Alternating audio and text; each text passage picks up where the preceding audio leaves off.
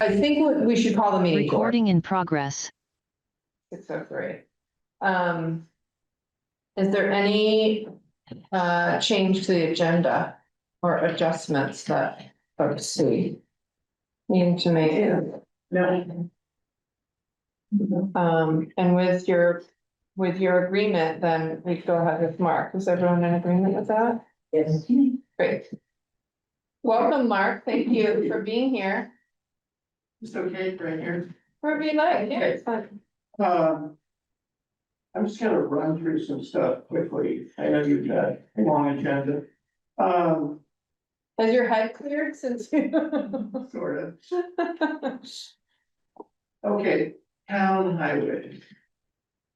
All right, so Kari, were you briefed on the whole pilot and all that stuff that went on? Okay. Yes, So I'm not gonna, it's $3 million they put into the infrastructure fund that goes to the towns on a formula basis. They put an extra $3 million this year.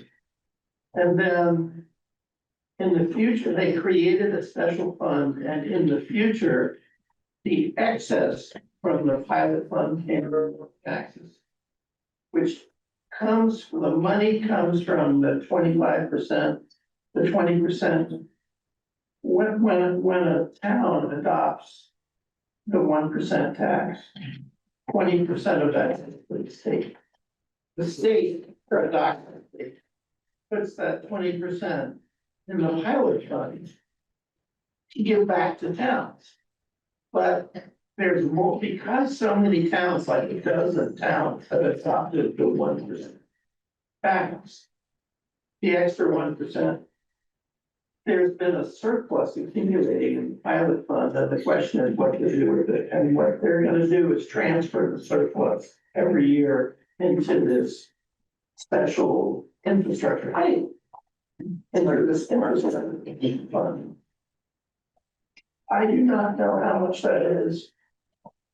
And I don't personally think it's gonna be enough. I mean, in other words, that the amount of money that's been available to towns has been absolutely fixed for like 20 years. The cost of tripled, and so I think there's some relief there, but housing. I don't know, I don't know a lot more. I can find out more for you, but one of the things, we passed an omnibus housing bill, and the bill has amended the section on municipal plans that relate to housing, and I thought I'd just give that to you guys.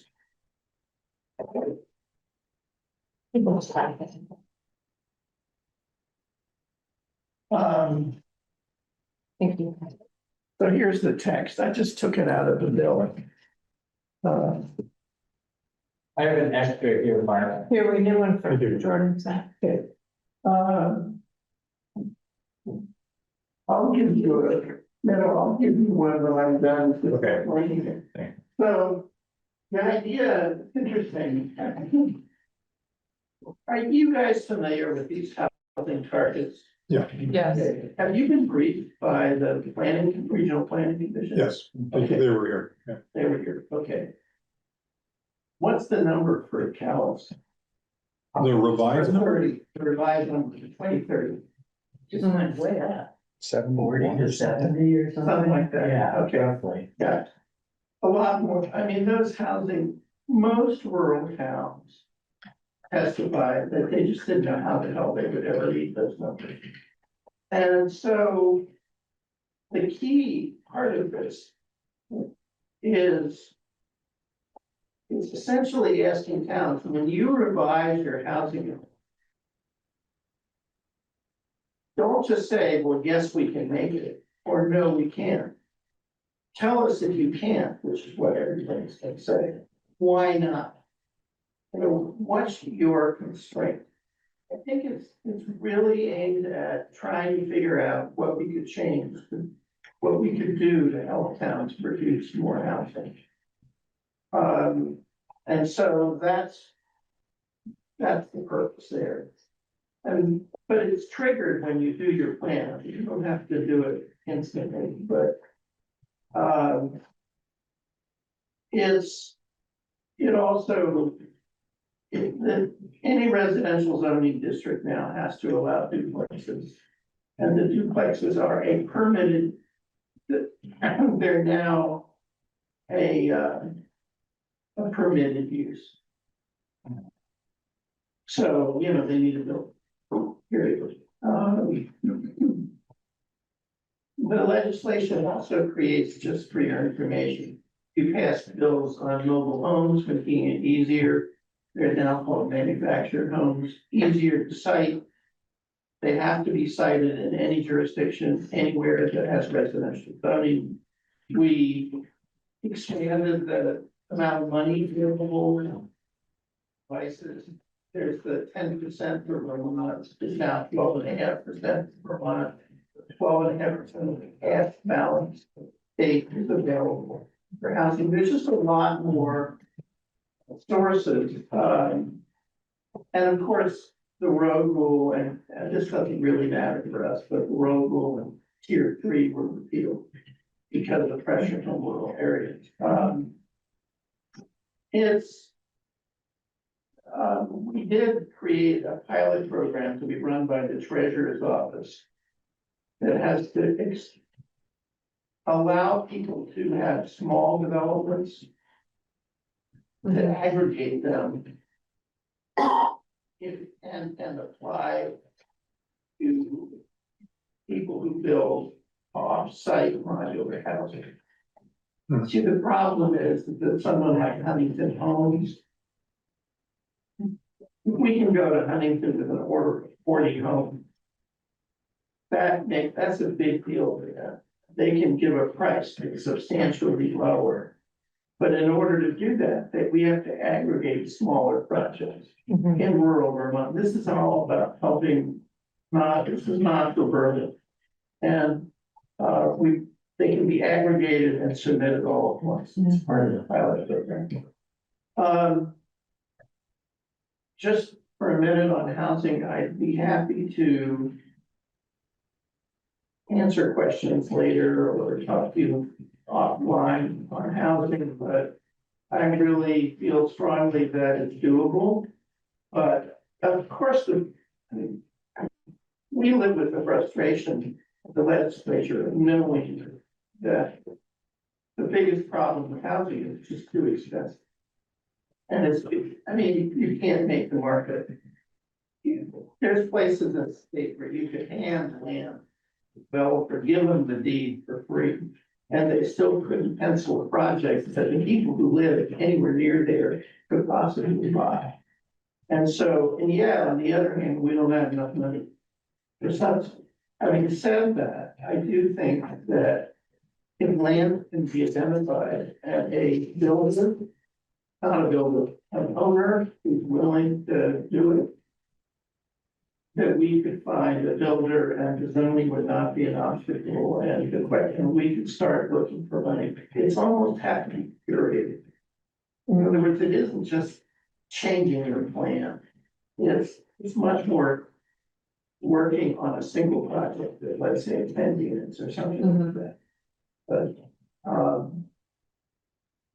I don't know, I'm just gonna run through the topics then real quick, and then if you want to talk more about anything, the big topics.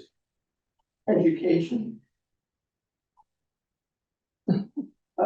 Interestingly, you know, we were all looking for a stalemate because the governor had been very clear that he wanted a top-down approach of 5 districts, 7 districts, whatever. And the results of all the hearings that we had held were, hey, that's not what we want. They were up for considering consolidation, but they wanted it to grow from the community. And I was pretty much convinced by that. And frankly, there was no way we could put together a map that would get enough agreement to pass the House, much less and the Senate and be signed. It's just too complicated. So with the ed bill 955 and the yield bill due, it's important is, oh, and the governor in the last 2 weeks of the session just flipped.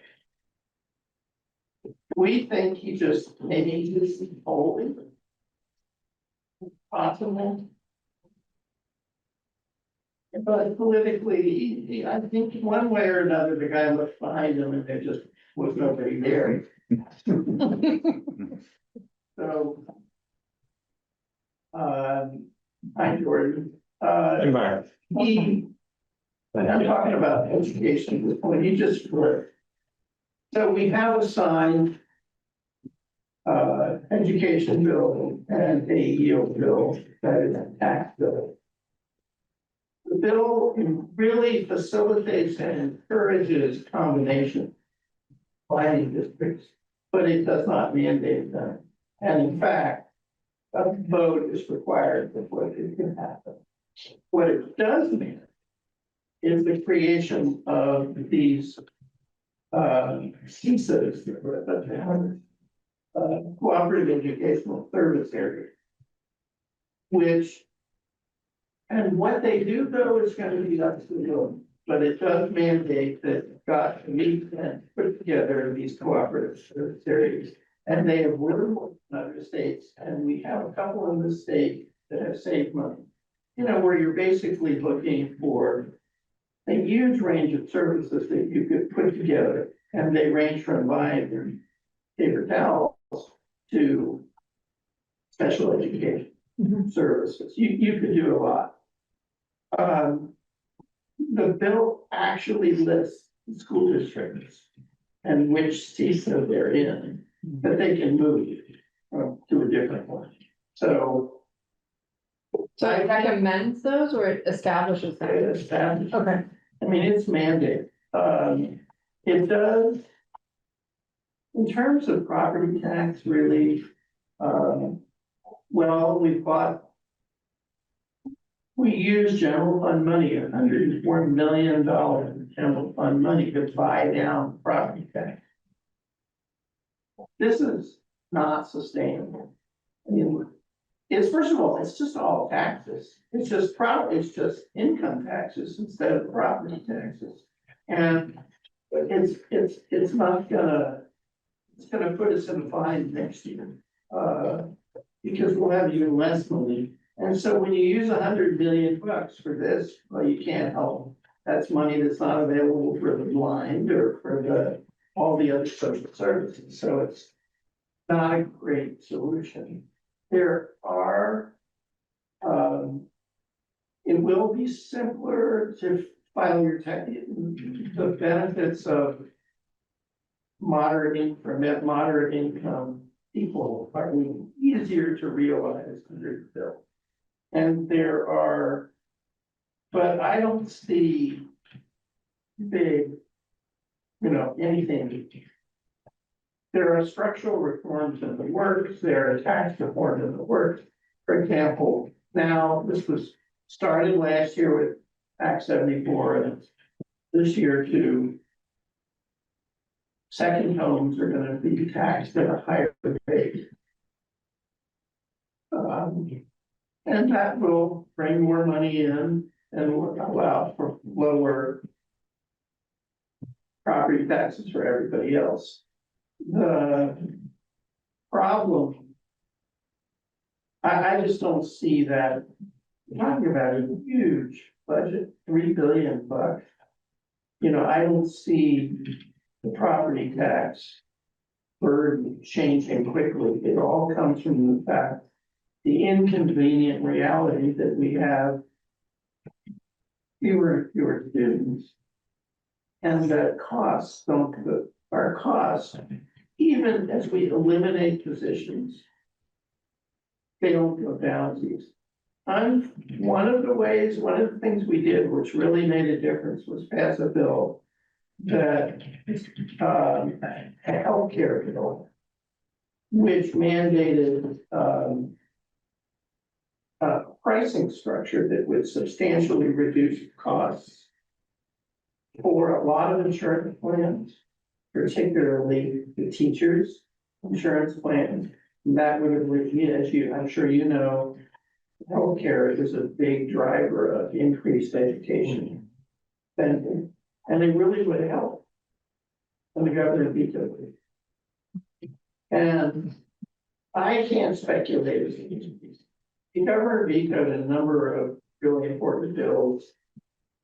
And I can't speculate those reasons because his stated reasons either make no sense or misrepresent what was in the bill. And, you know, there's no reason that for him to do that.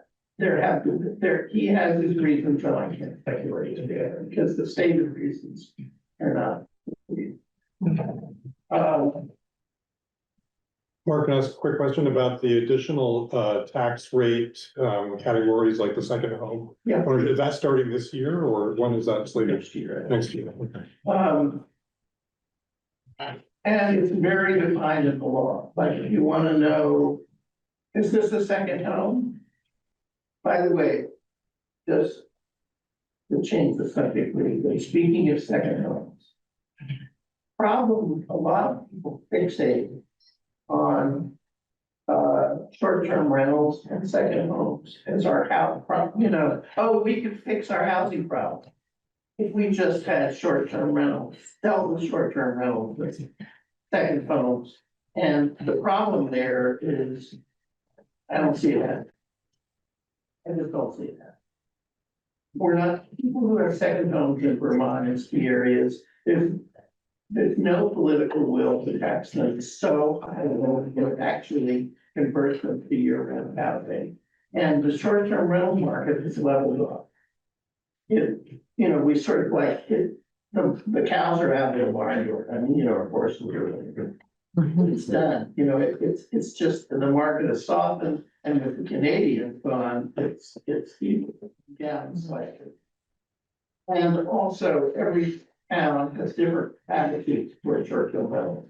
You can't do it on a statewide basis, as Stowe is so different than, you know, there's places where short-term rentals are really important because there's no hotel, there never will be a hotel, and there's huge need. And so it just depends. Anyway. We did do something on homelessness that the governor actually signed. It's called the homelessness response continuum, which basically is sort of kind of a compromise. Where, remember, we had the situation where the governor just opposed the motel problem, but never had a substitute. And then you have all the homeless advocates saying, well, wait a minute, people are dying. And what do you do? And the homelessness response continuum was a compromise. And I think it's an okay one for a really difficult situation. Briefly, just mention a few other things. We failed to do anything of, there was a real effort to do something about ice and masking. We failed. If you want to call the gory details, I can give you, but we failed. It's likely illegal for the state to try to control beds that way, but we certainly could have controlled our own police. But we did do other things in data centers. We had a very strong bill on data centers, which passed the House overwhelmingly with bipartisan support. It passed the Senate. The Senate made it even stronger. The governor vetoed it. And we were unable to override it. I do think we can pass a bill that will be acceptable to the government. Data centers. You think you'll go back to it next year? Do I think what? You're saying you'll bring it back up? I definitely think it'll go back, Yeah. and I think it will. We'll find a bill the governor can sign. If he's still governor, and let's just say he is, I think we could find He something. said he would have signed the House bill as it was. Yes, the problem is, I never know whether to believe that's really how it will play out. How much of an issue is the data center issue? I mean, How much what? how much of an issue is the data center issue? Not nationally, but like for Vermont, I mean, we have a lot of other, My like, view is it's pretty symbolic. okay, That is, I have a feeling that, I don't know of anybody planning to build a mega data center in Vermont. Burning Vernon, we're down at the Yankee site. at the Yankee site. Mhm. Well, And, yeah. yeah, I'm just not sure that it, but it's a huge problem. And states that have these data centers are really in front of Sure. having bad deals over the energy costs. It's, I mean, entirely aside from what they do to the environment because of hot water. And PFAS and other things, and just put that aside, they, unless you negotiate very hard and a good deal, the demand for energy is greater than the extra supply provided, and the cost goes way up, and they will fail. Wealth taxes. We failed. I would say that there is a substantial possibility that a bill could emerge next year. There's been a lot of work that's done on it. Quite a few states have increased the taxes on people who are very wealthy. The reason is that it's not because it's not aimed at the idea that the wealthy are bad. It's that the wealthy have the top 1% of taxpayers now, on average, have received the benefit of $57,000 per annum in lower federal taxes. But the federal government is moving back to so many services and throwing it on the state. There's no, we don't have the money. And so the question is, what can we do about it? I will say that if the governor is reelected, it's hard for me to believe that he would veto it. That doesn't mean we wouldn't try. The major argument people make, and then I'm done, the major argument people make is that if you increase the taxes on very wealthy people, they'll leave the state. The evidence in other states is overwhelmingly that they do not. That is not why an extra cut, it's just not motivated. They have people like that have other reasons. I will say that I'm not convinced 100% that would be the case in Vermont. The reason is, first of all, we're talking about very few people. And second of all, a lot of people in Vermont, they're 4 months a year in Florida or wherever. And if it's just an extra 2 months, and then they're no longer a resident. So it might be a little easier for some people just to sort of change their residency in Vermont. But I don't know, and I support the concept. We need money. These are individuals who have received major benefits from the Trump tax cuts and the Reagan tax cuts and the Bush tax. And saying to them, look, these are services that were provided by the federal government. Now we have to provide them, so we have to pay for them. Not a reason. That's it. There's a bazillion other issues, but I just wanted to cover the top ones, and I'm happy to talk to any one of you or all of you today. And I made the irrational decision.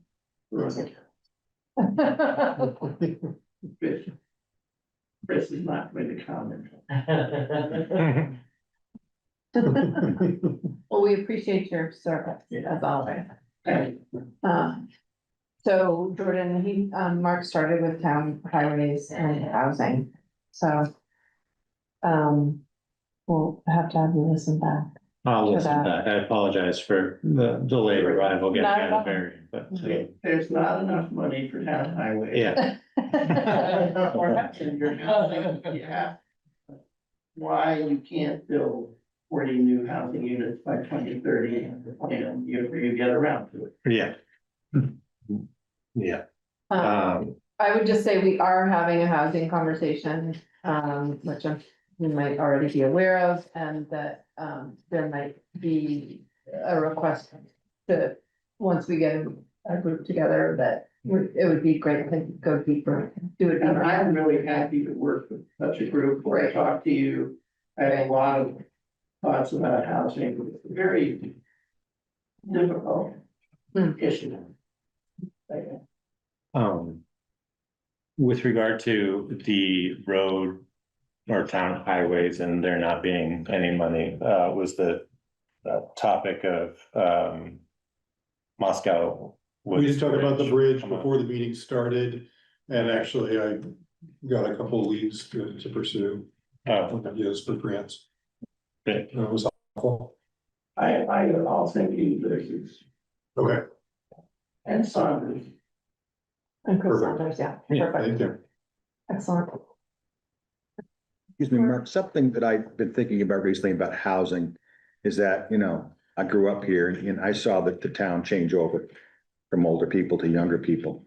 And in 20 years, we're gonna have the same thing happen, let's face it.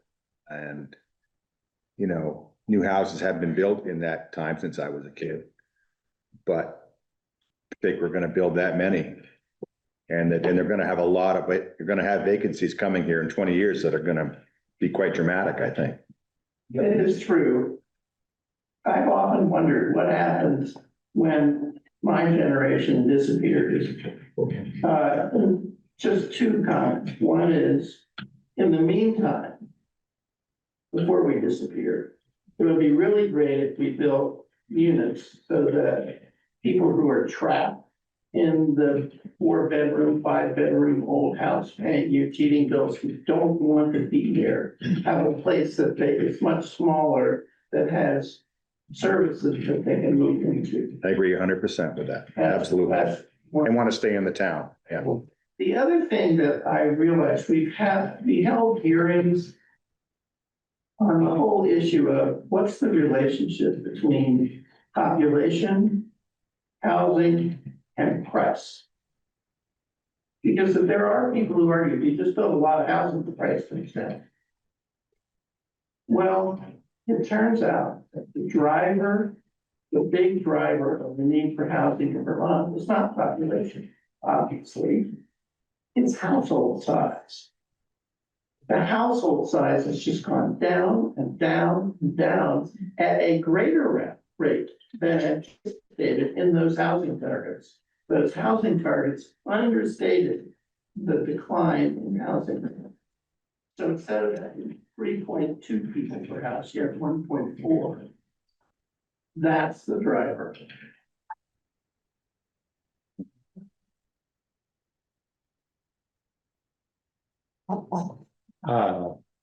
Oh, thank you. I am certainly not going to ask that you can cover ground in my absence, but I'll go back and I do have some thoughts that maybe we'll find some time to discuss. So thank you, Mark, and thanks for your time to come in and update us. I appreciate it. Nicest part of my job. That's great. All right, Do you want to just keep running with it, Barbara? Just like. are you feeling it? I don't know what. Okay. Appointments. Yeah, Next, indeed.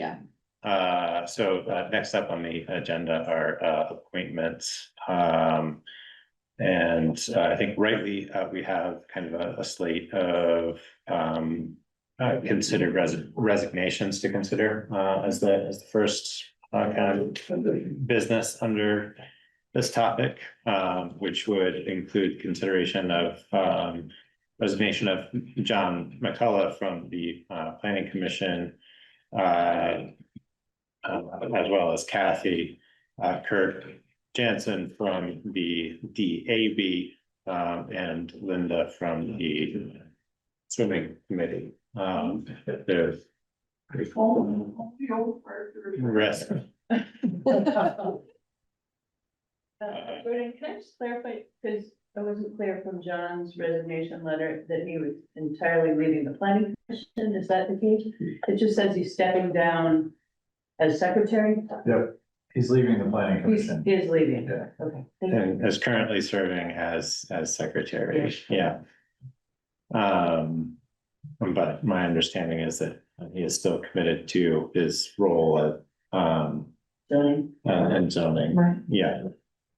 And that this shouldn't impact that, though it's perspective, I'm sure is appreciated on the planning commission,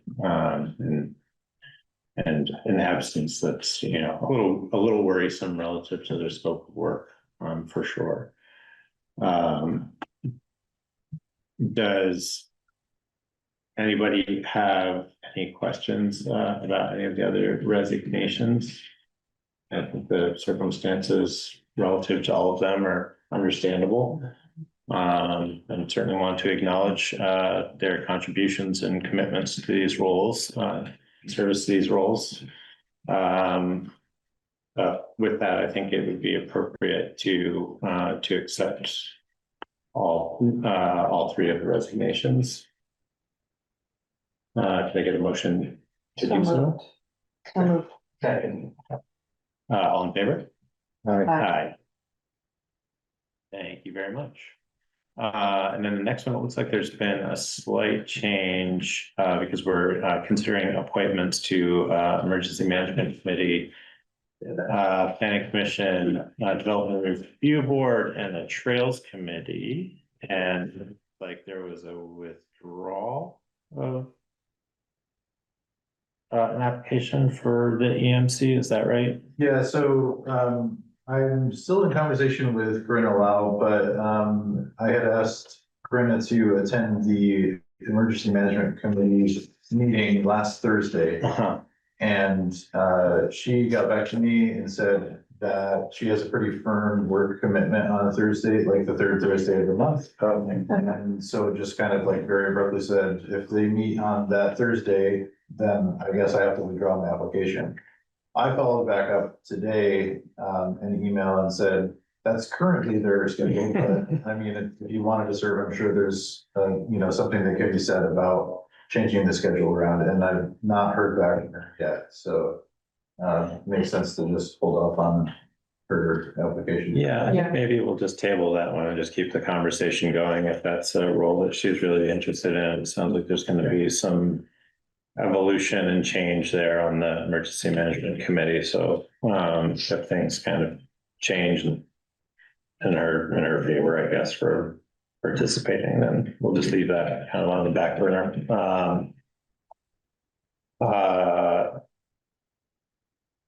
With that,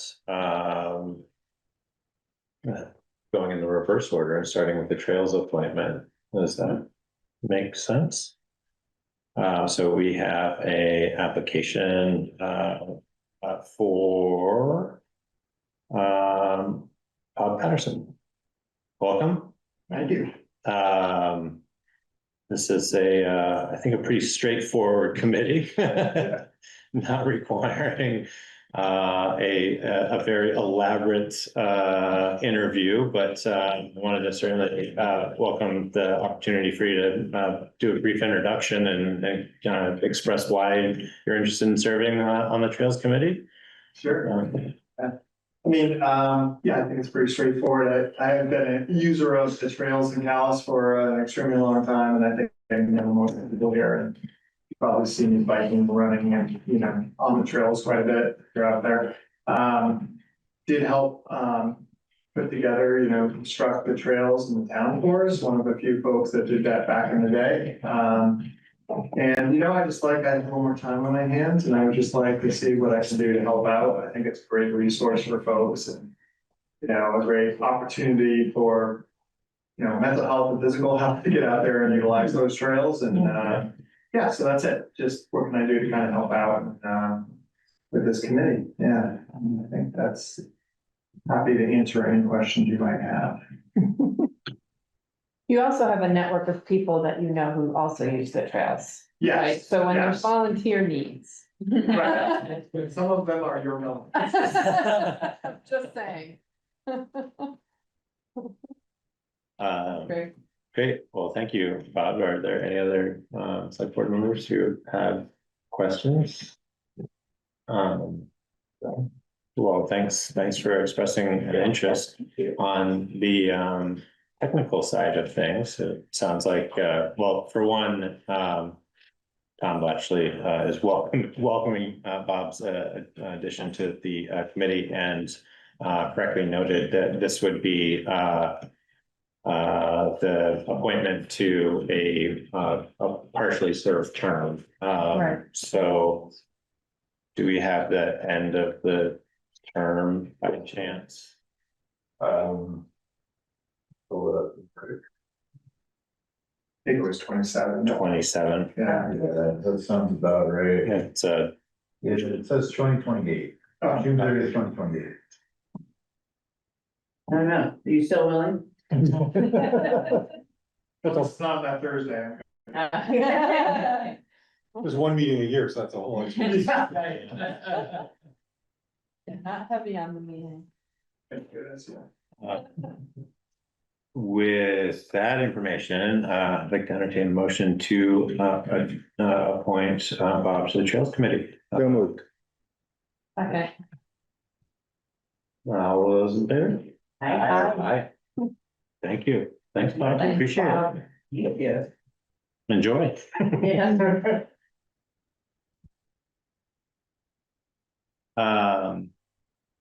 So the next would be the Development Review Board. It's an application by Jordan Heffron. See, Jordan is here. Welcome. Thank you. And this is for a one of the open alternate positions on the DRB. That's your understanding, right? I saw there was an alternate and there was other ones that. So it doesn't really matter to me. All right. I believe that it's just the alternate opening, is that right? Yeah, we just have, opening on the DRB is, there is a clerk's position and there are 2 alternate positions open. Oh, right. So the clerk position was yeah, it's That's a paid position. it's a paid position for somebody to serve basically as kind of like a secretary for the DRB for hearings really, and not just for general meetings, but otherwise there's an alternate position. Do you want to speak briefly to your interest in serving on the DRB?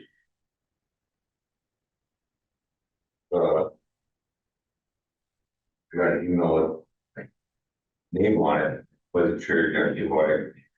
But I assumed it was for the DRB application. Mhm. I think I have the expertise to provide good input. I agree with wide development, not all developments. We need to find a balance. For a number of reasons.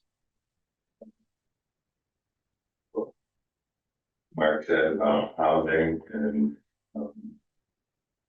our school and our district. Going to find and grow.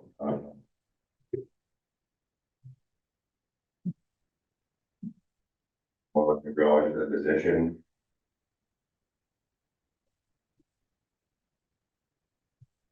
Do you have any questions? Yeah, well, so the DRB is a pretty structured and formal role. So even as an alternate, if you're asked to serve in a hearing, those are pretty kind of structured circumstances, and require pretty deep understanding of the town's regs. And I know, I mean, I don't personally know you, but I know through a handful of interactions that you've had with the town over the last couple of years that you certainly seem to understand certain needs in kind of the development and construction space relative to excavation. But do you feel fairly confident in your understanding of the town regs and the town plan? I've been through a number of times, I think with the willingness to grow and some a little bit of homework. And in the case of reviewing a case, I would definitely go to the regs. All secret. And basically on.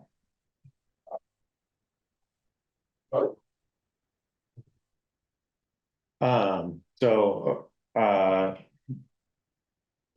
think the current kind of iteration of the DRB has done a really good job. They've kind of had like a fairly light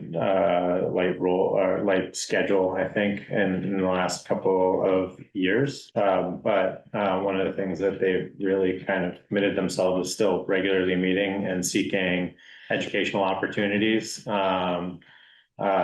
which generally doesn't come with an expense to the people who are serving as members of the committee, but does require a time commitment for sure, and a commitment to learning those things. Do you have any constraints on your time to attend?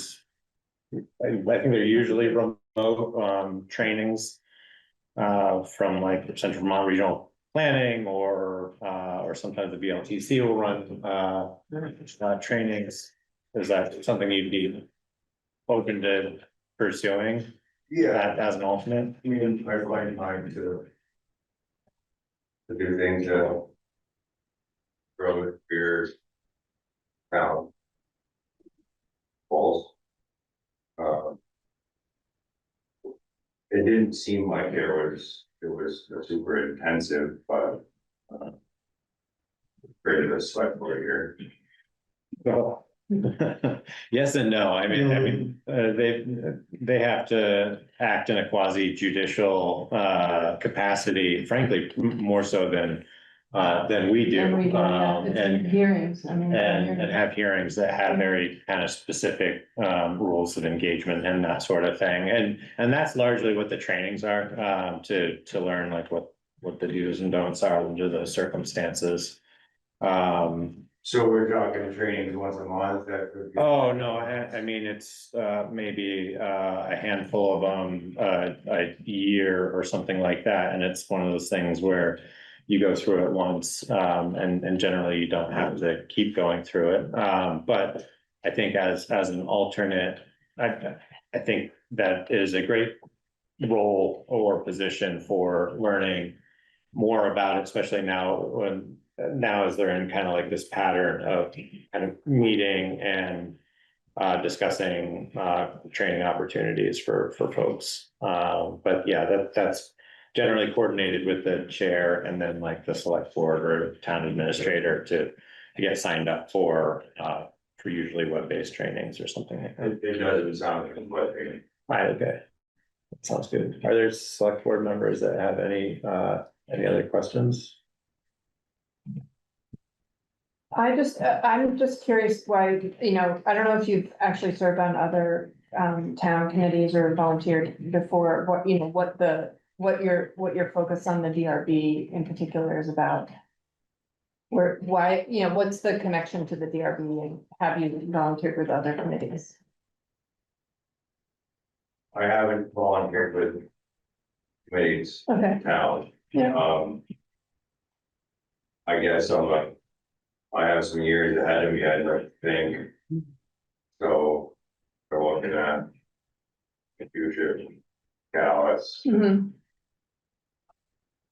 we gotta start somewhere.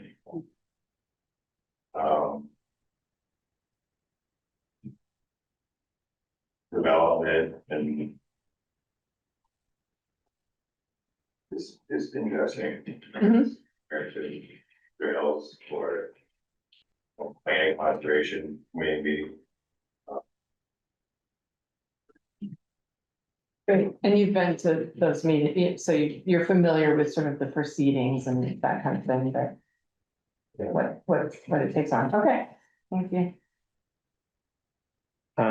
So one of my concerns, I guess, I mean, I see this as kind of a benefit and a concern, for someone in your position, or obviously you have a lot of experience with doing excavation work and performing that work and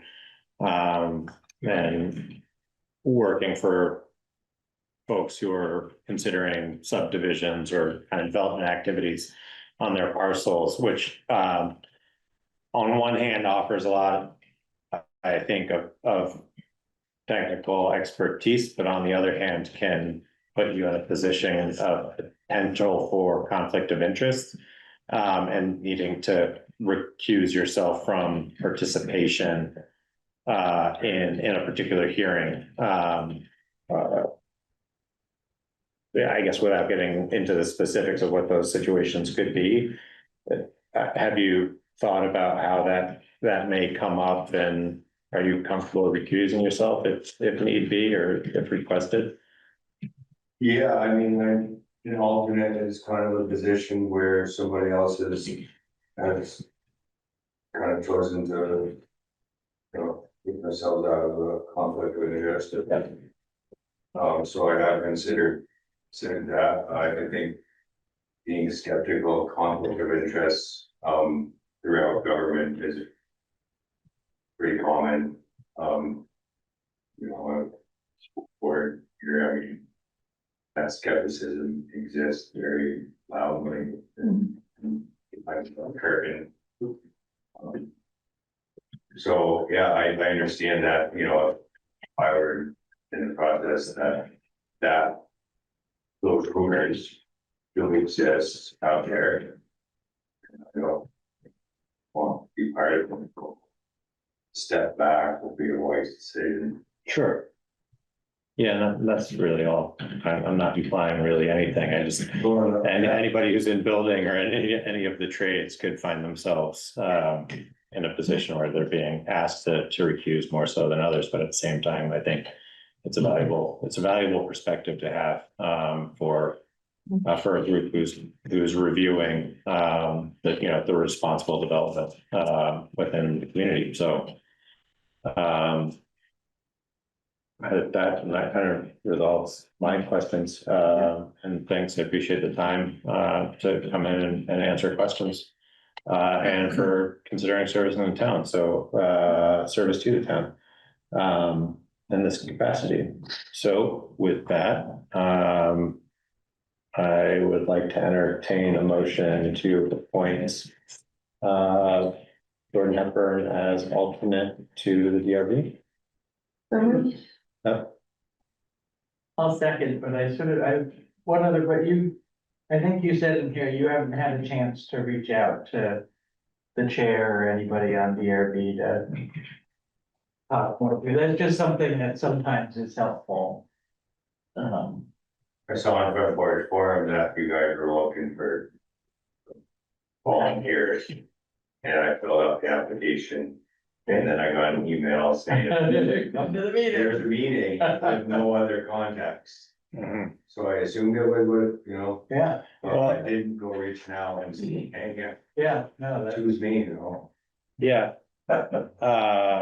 Well, it's a little unique, because the DRB is one of those committees that doesn't necessarily have to meet unless there's a need to, and they've been kind of good about like coming together as a group, even when there isn't an application to try to discuss training opportunities, et cetera. But like with the other subcommittees, we tend to encourage folks to reach out to the chair and attend a meeting, but this is one of those situations where it's a little harder to do that. So I would certainly encourage you to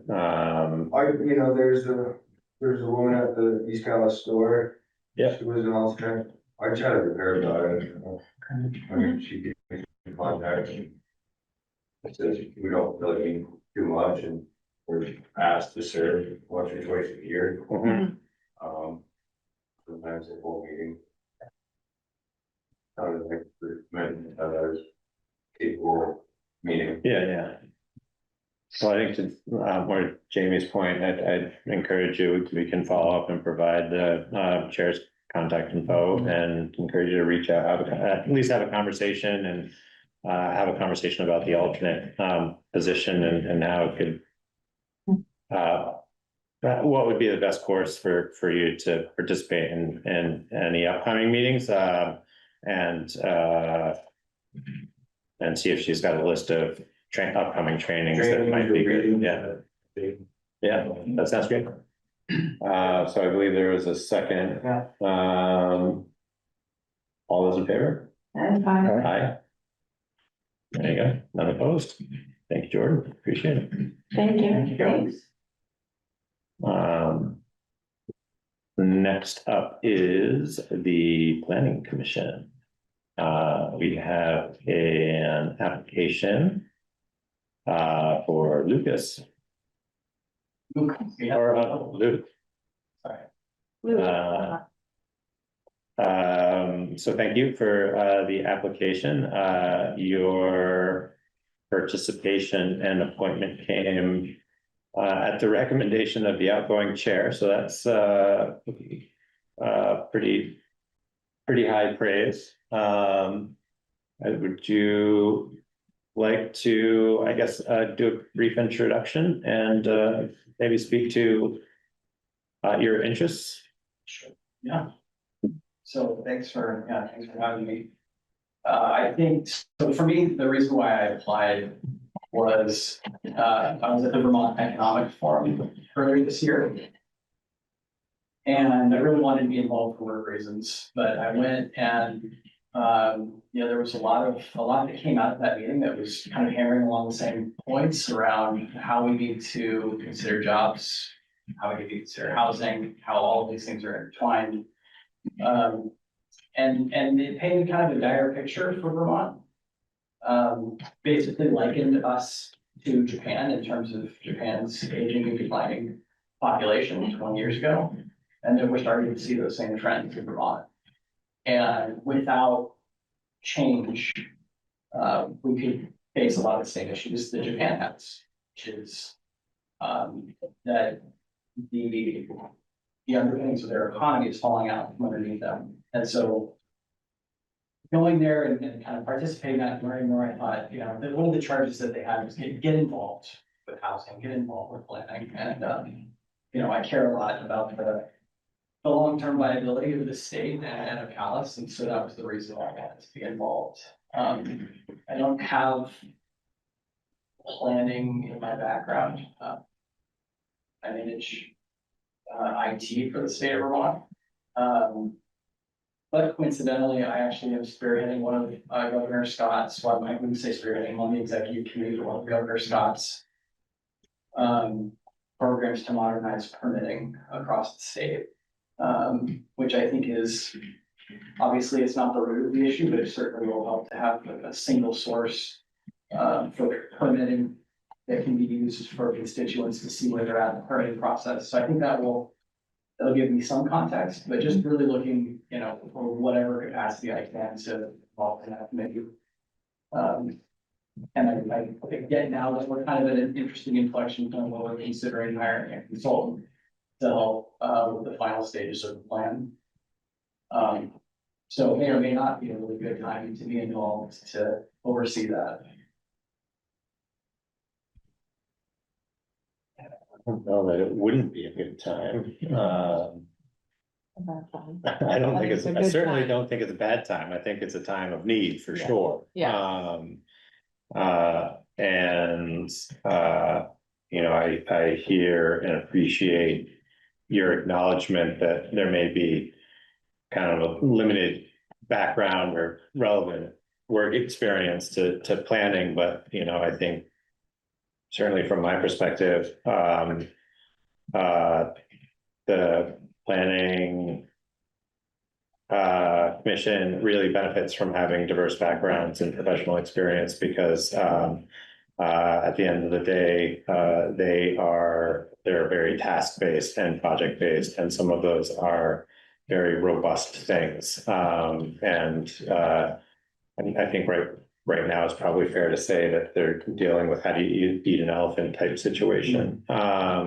And that requires a lot of project management skills and timeline management, and the collating of resources. I do think that Vermont tends to have pretty good professional resources available to it through various organizations that are supported through the state for offering consultation and technical support for the planning side, but the coordinating of that input is more challenging, or can be more challenging, especially for volunteers. So I don't know where other than it's just kind of helpful context, you know. I think One thing I have done is been, Yeah. managing large scale projects for a very long time, so Yeah. I feel like it follows a lot of the same principles of just making sure that there are milestones, there are timetables, and you know, who you need what from, and you know, that's nothing new. I think it's the minutia that I'll be excited to learn more about. Yeah. Do other committee members have, or board members have questions that they'd like to offer up? Yeah, okay, so we've talked to the outgoing chair and have a sense of what the plan commission does and the plans out there, all that stuff. Yeah, you know, I've been attending meetings from past. Great. Month or two. Great. Good.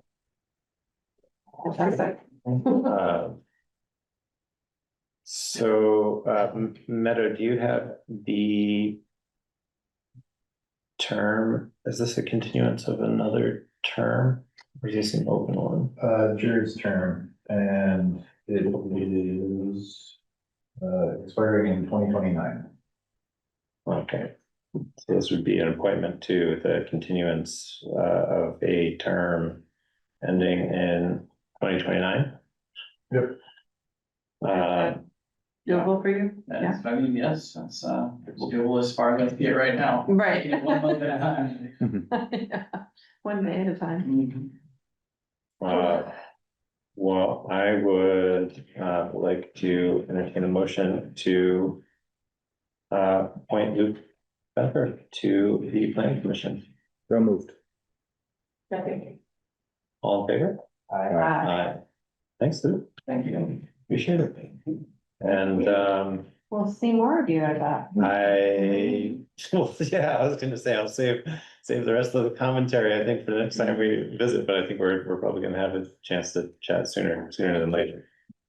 Yeah, if there, I don't know how often the planning commission is here to update the select board.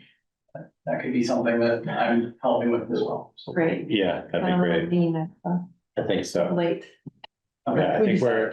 Not a criticism, just you. Yeah, no, I think, well, so in general, we're trying to get a little bit more structured and how we kind of work through our check-ins with various subcommittees, particularly like the planning commission and a few of them that need more kind of timely input on things that they're working on through the year.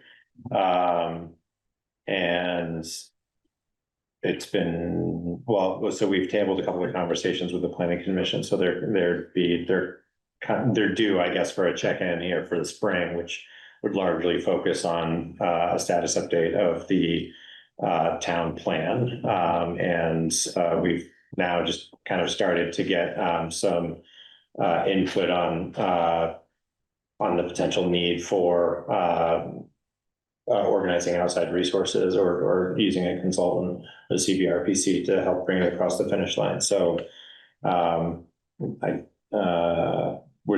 the planning commission meet recently? Did they have to, didn't sound like maybe they didn't have a quorum at their last meeting? I saw a cancellation in Front Porch Forum. They missed the opportunity, I think, to adequately warn maybe the meeting or something, and had to miss it. So I think they're due for having a meeting. Then shortly thereafter, I'm sure we'll try to work the planning commission onto an upcoming agenda to get an update. Yeah, I think we should, especially if we're bringing in the Central Vermont Yeah, group to do consulting, and then, depending on what that looks like and what their timetables look like some sort of update on like, what's the handoff and how long it's gonna take, and now that we have down whether, when's this thing gonna be running?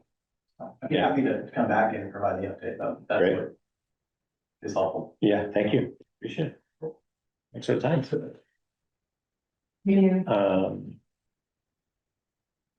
So I'm wondering, because we're well off track on schedule, if we might want to table discussion of emergency management director until later in the meeting, maybe into reports, if that makes sense for everyone. Okay. Yeah. And that will bring us up to the private maintenance and public right of way permits and applications that we have to consider. Can I just chime in and say, we had, I just want to make sure everyone's aware of what's on the table.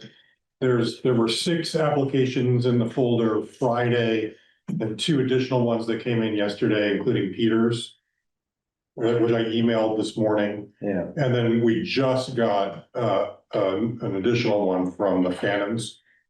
I don't know if you want to consider those. That's an email. Yeah, that was just, the email was just forwarded to you. It's in the- So that's what's been applied for, even. So how many does that mean? 9? 9. Right. Did your accounting, TJ? TJ was one of the ones that came in yesterday. Right, okay. Yep. Okay.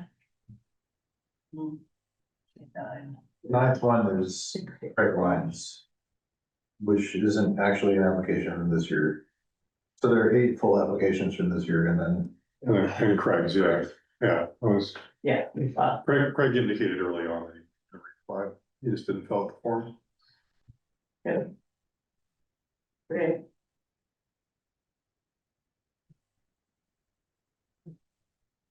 And I'll say, as opposed to curb cuts or use of right of way, we don't do an extensive review of these. We're just sort of. Usually we get a lot of, in my experience, repeat applications. This year, there's more unique ones. This is a lot more than we've had before.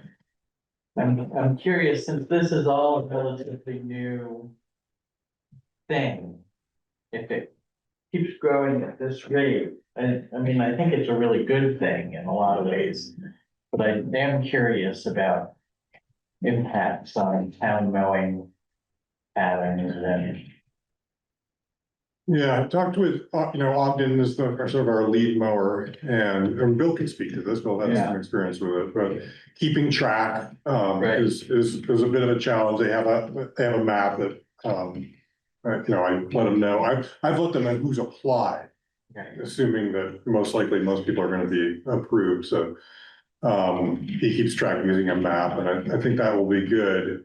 We also ask people to mark the roadside as well, so that should help. Well, does that happen? Are people, I think so. I've seen a couple. Yeah, I think it does. But I would say beyond that, the work still needs to get done.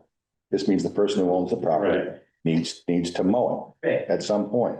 Right. And have, for the ones who've been approved in the past, has that been happening? Can't tell you, not sure anybody follows up on What has in my case, Yeah, I mean, it. You called me and I went up and did it. I mowed my roadside. You came by and wanted to cut a high up tree, or, I did the roadside too, was that my and I memory? did, Okay. and so I'm very aware of this, has been on for 10 years. And I was concerned about the seed. I think you washed the mower Mhm. and then you mowed the trees up top Mhm. and washed it to get the seed removed. Mhm. So, but I don't know if everyone has the equipment I have to do that. Right, I just think over time, we should sort of keep an eye on. There's a sense in which, the mower shouldn't need to know, right? If it's done, it's done. If it's been maintained, it's been maintained. And I think, sort of, just from a customer service point of view, I've asked if it's not done, let me know so I can talk to the landowner. But the more people that are in this situation, the more of a headache that's going to be. So it's really incumbent on the applicant, the permit holder to do their, what's expected. That mower is only a 4-foot mower. It's only mowing width like this. Yeah. What a lawnmower does. Well, if trivil's the issue, it should be mowed, should have been mowed before now, and that way Right. this wouldn't be an issue. Yeah, and I think that kind of gets a little more at the crux of what I see as the problem. I mean, from my perspective and interpretation of this type of thing, we have current ordinances that exempt landowners for performing their own mowing in the right of way. It is, so you shouldn't inherently need to get permission to manage that growth as a property owner. What I think we're running into here is an invasive issue that, the town's performance of its own mowing is now behind schedule for dealing with the chervil in a timely manner. And I think that is a scheduling conversation that we should probably have sooner than later, about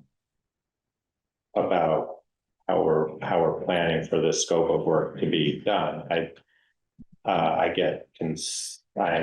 share Bill's concern that if we're not demonstrating that we can schedule the work and have it performed in a timely manner, that we're just going to start reaching an unsustainable level of requests for people to not have their segment of property mowed in a particular time frame. And now that becomes this cycle of managing expectations about who's doing what and when.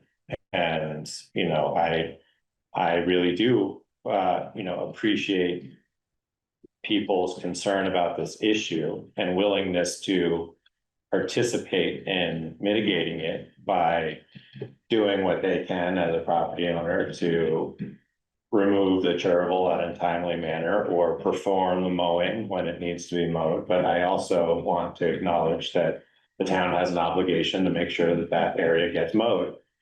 And we do, of course, need to balance that with all of the priorities that the road crew have, but this is one of the primary obligations and functions in this season of work. And so we need to be responsive and responsible in how we're executing that work. Hold on, John. So I haven't had the opportunity, frankly, to review all of these. But are all of these basically requests for people to self-perform mowing? Yes, or, Yeah. because of the concern of invasives. All but one are invasives, and there was one who just said aesthetic reasons Right, and to prevent erosion. right. And I think so, Jeff and Sharon Fannin also want, I think it's got the foreman today, I sent them the link and they may not be in the radar. Yeah, they cited It's confirmation. Thank you. And have we,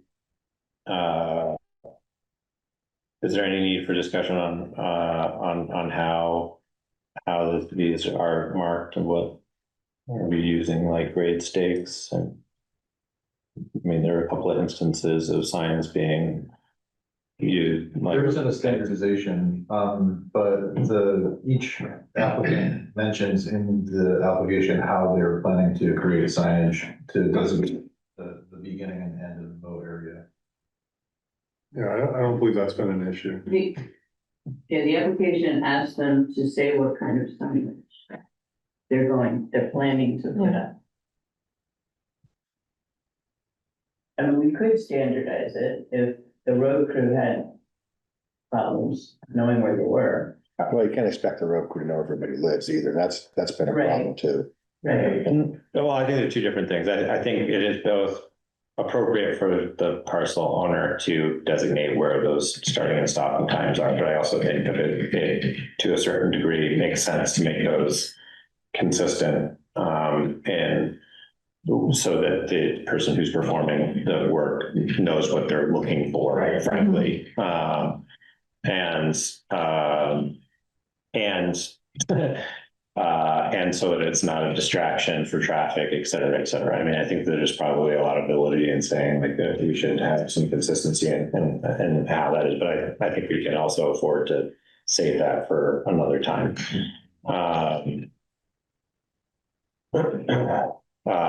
John, you had a comment.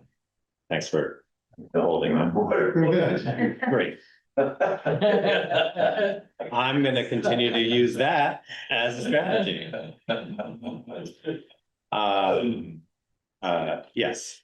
I would add, I just did our roadside, which is over 1,000 feet, last week, and I found one bank was already going to seed.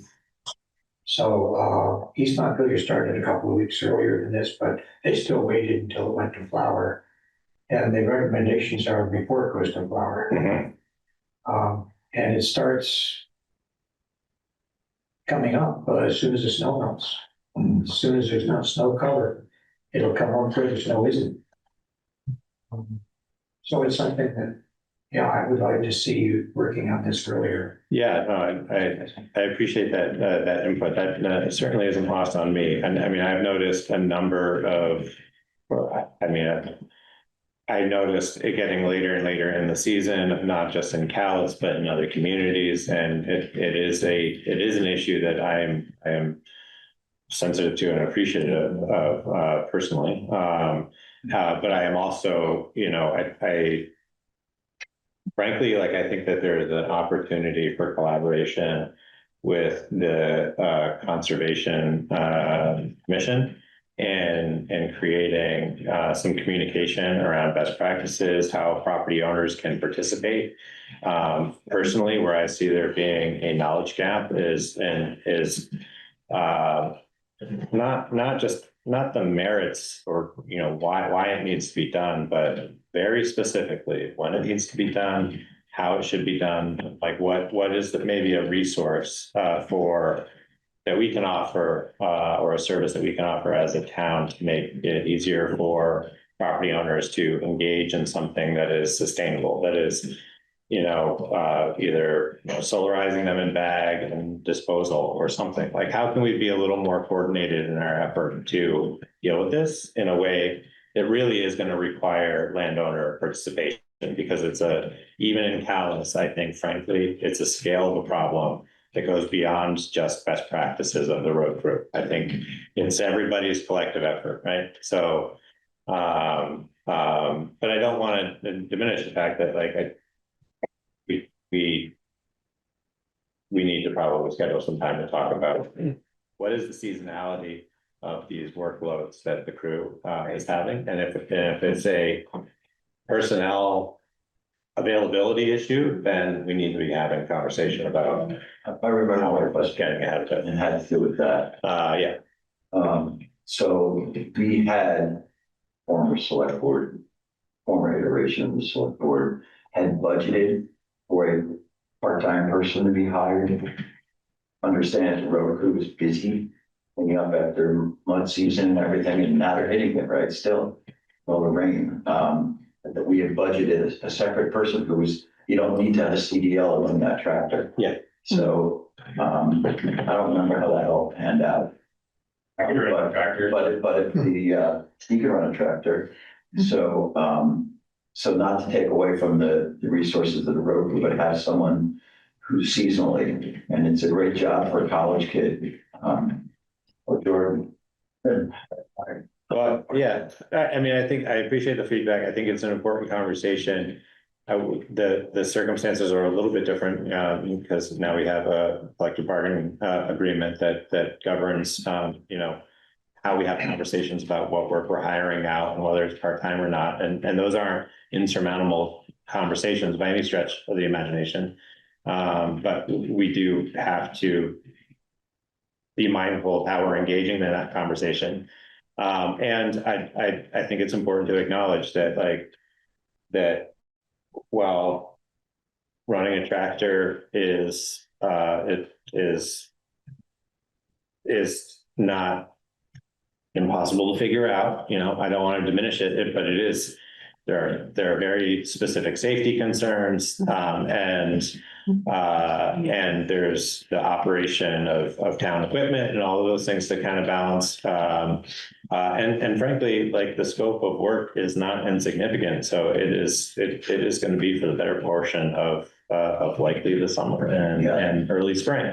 And there's a couple of other things that I can think of that are going to come into play with other kind of vegetation management that reduce the risk and impact to the equipment that I think that I'd like to see a little more commitment towards. Plus, that doesn't even get into the training around the expectations on, like, how to deal with the invasives and, like, where are they getting identified, et cetera, et cetera. So whether it's somebody who's doing it on a part-time basis or somebody who's doing it on a contract basis or a full-time basis, there needs to be some pretty specific training associated. I don't know if the road guy, he's a young guy, maybe he's had all this training.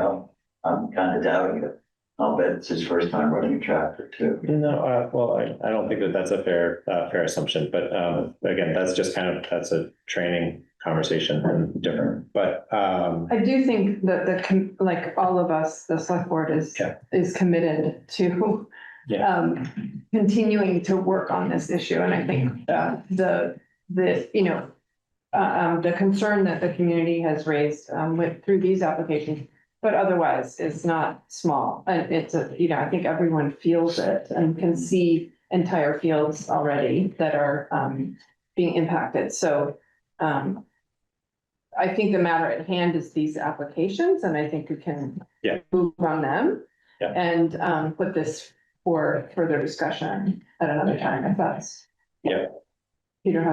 Peter. I just want to point out that the town has already participated in a study with, I think, 6 other towns. And so that's in the record. If you can't find it, I have a copy of it. I'll tell you the name of it.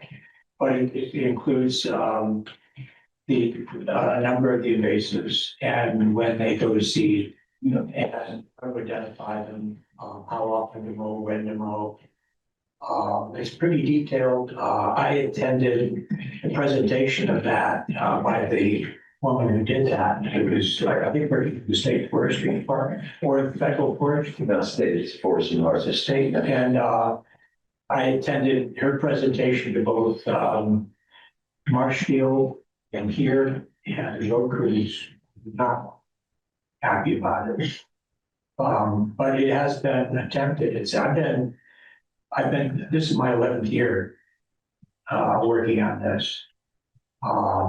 And previous select board did allow me to not have all of Fowler Road, all of Bliss Pond Road, all of Old West Church Road and another road not mowed for 3 years, so that I can keep track of what my reading, how effective it was. And turned out that in most cases it wasn't effective because the seeds are dormant for up to 6 years or more.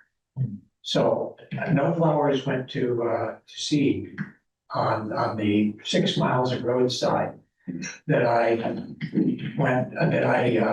walked and then looked for plants every weekend for 3 months of most of the, well, all of those years. And we still don't, sure. Because The plow spreads it too, when they wing. They grab the dirt and they pull it from. water spreads. So again, I Yes. wanna, I'll get this to you. yeah, thank you. I appreciate that.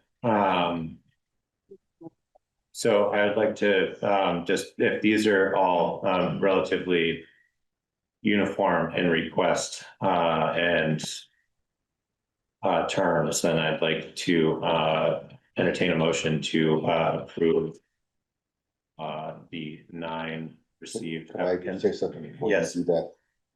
Everybody except for one, the town requires that you do an application every year, Mhm. and one person didn't do that. And I would rather approve the 8 and let the 9th person do their application like everybody else has to do. I think, In my opinion. That's fine. that's a fair request.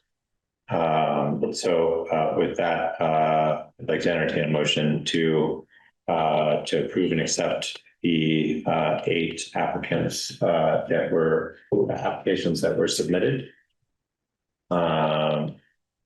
Prior to the meeting, So moved. Second, all in favor? aye. Aye. Thank you for that, Bill. Thank you, Bill. I appreciate that. And sorry, if you could, please communicate that approval out to the property Yeah, owners. the problem is the application came out really late. Yeah. So if someone didn't file an application this year timely, and so they're gonna get mowed and have seeds spread all over their property, it's not really fair. I don't think that's the implication. We're gonna work with the homeowner. So we won't mowing until they. Yeah. Oh, okay.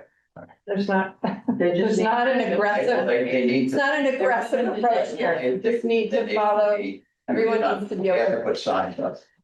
So, whoever doesn't know where the property line, so.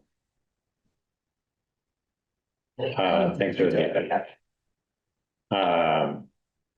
So, with that, we have, some other highway department, oh, no, we're, period, public comments. Are there other members of the public present who were planning on commenting on anything or raising any feedback, on anything that is not currently on the agenda? Okay.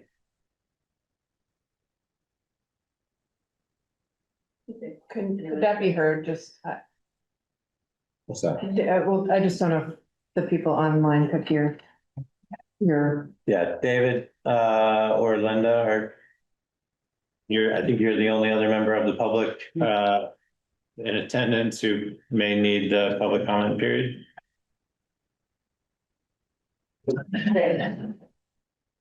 Well, I'd like to move forward then. Hearing none. no, The highway department, topic. So, next up, we have an update on the Moscow Woods Bridge. Yep, so, the bridge was reopened. Single lane, the engineer let us know it's a 12,000 pound limit, which is very restrictive. That's less than, well, I think, well, it's certainly less than our 14-wheelers with sand in them, with then a tanker, a pumper fire truck, or a school bus even. So I've communicated that new limit to everybody I can think of. It's posted, it will be posted once we get the signs, and posted on the website as well. But it's, Road crews keeping an eye on it, because as it develops new pits. are they keeping an eye on it? Yeah, we haven't talked about it. We didn't talk about it today, but I will make sure that they're doing that. Yeah, As you're saying, it's a roading, it's a roading log. it keeps developing new pits. Right, fill back in. Yeah, so, we were talking about it earlier today. What are the, grant opportunities? I have a meeting with Vermont Emergency Management later this week to explore that more. So we're just gonna be beating the bushes to find out where we can come up with the funds, because I think the access for emergency vehicles is a really important aspect of it. As you pointed out, there's hydrants on the other side of the bridge. But it was 2.1 million last year's estimate. We actually, got a debt service schedule from the bond bank, 2.3 million, just to give you a sense, 2.3 million at 4.3% last year's going rate for 20 years was 170,000 a year. It's like 10% of our budget or something, getting close to that.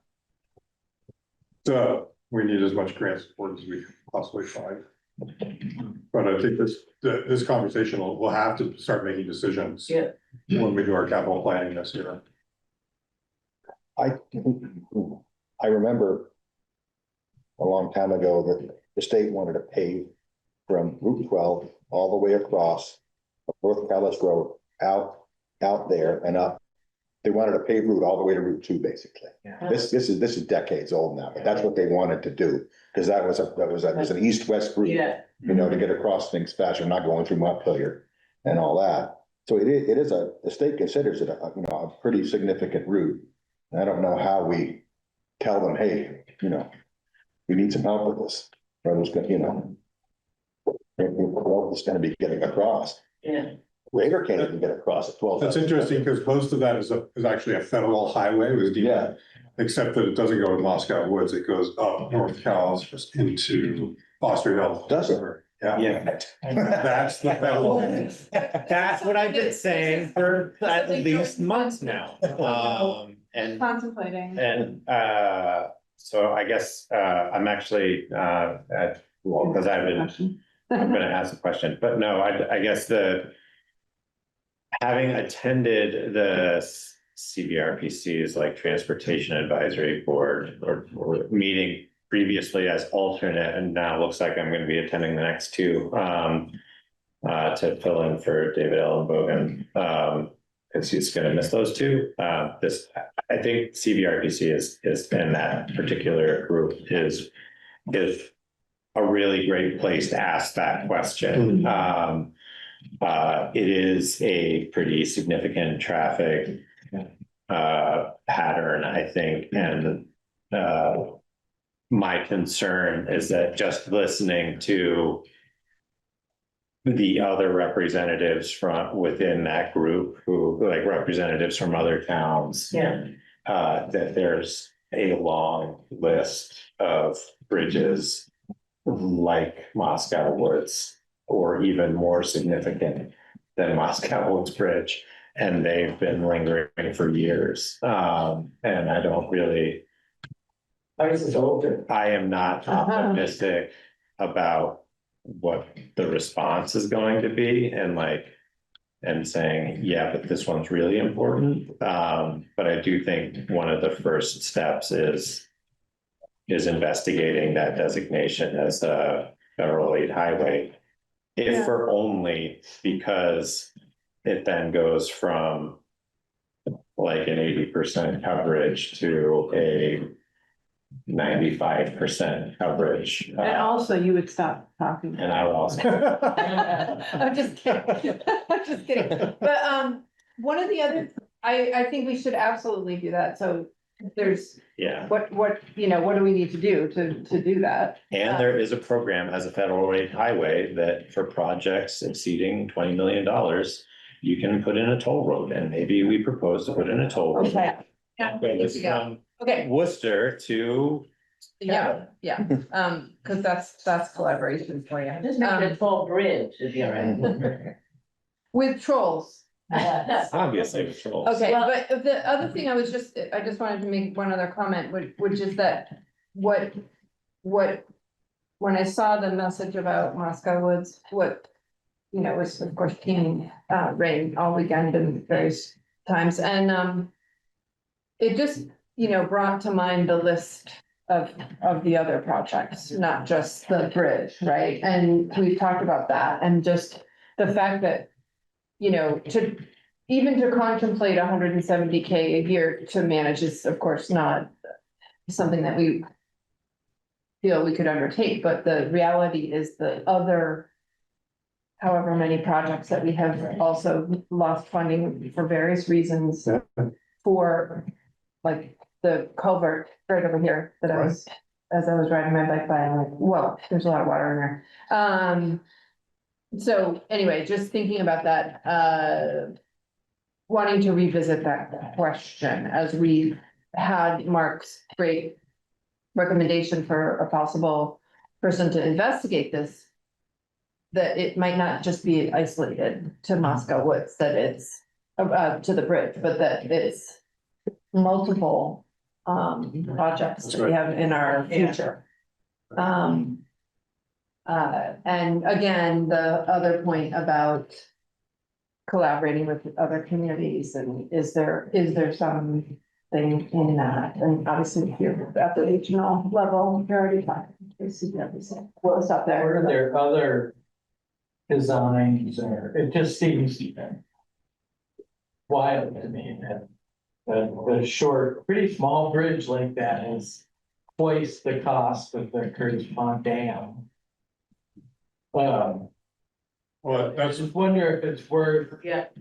if that's another avenue of, like, are there Are there other designs, is there a option that would be a permanent one-lane bridge, but have enough weight limit that would cost less to build, just having some of those. And I keep thinking, we're doing the dam removal, or someone is doing the dam removal, that's gonna affect the bridge. They talked about, needing to mitigate the impacts on the bridge. I mean, we're about to have a big engineering project right there. Yeah. It seems like an opportunity to, get some fresh thinking about how we could fix the bridge at the same time. If I remember correctly, I think the design and the preliminary design for a replacement took into consideration and was amended Yeah.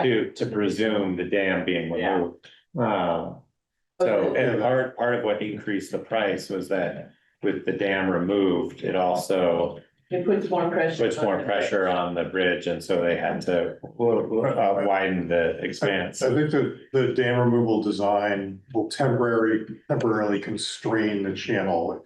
It is a small bridge, but it's actually supposed to be twice as large to span what's the bankful width. Natural width. Yeah, but they will keep it tight, Because we're not. because of the fixing bridge. Bridge, Recognizing the bridge won't they be ready. had to change their dam removal Yeah, device. which is basically just a bunch of riprap, I think, Yeah. just, bringing it Funnel it in. to where we need it to be.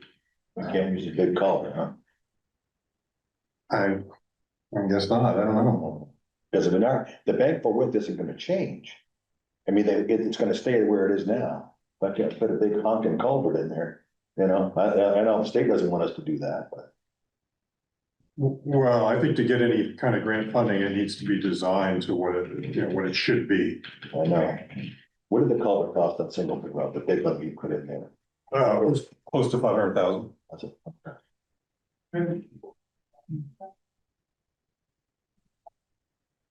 So next steps for this, is there anything else that we can be proactive about other than trying as select board members to beat the bushes on funding opportunities, collaborative opportunities, something? That's the project. Okay. We have this preliminary design already, We do, but not a detailed one. correct. Yeah, that is one thing, so the BRIC grant, the federal BRIC grant, which is the scoping study that was done on this culvert was a BRIC grant. It's a FEMA sort of preventative, forward thinking kind of grant. That went away for a year, but now it's back apparently. And it will only fund shovel-ready projects, so we may want to just go ahead and get the detailed designs so that we are in a position to apply for that grant, that type of grant in the future. That's one approach we could take Or you're talking about for the bridge. for the bridge. So, because we've only gone a certain distance with the design. We haven't got it. Yeah, yeah, it was somewhere between 30% and 50%. It was enough for them to produce an estimate so that we could apply for the grant last year.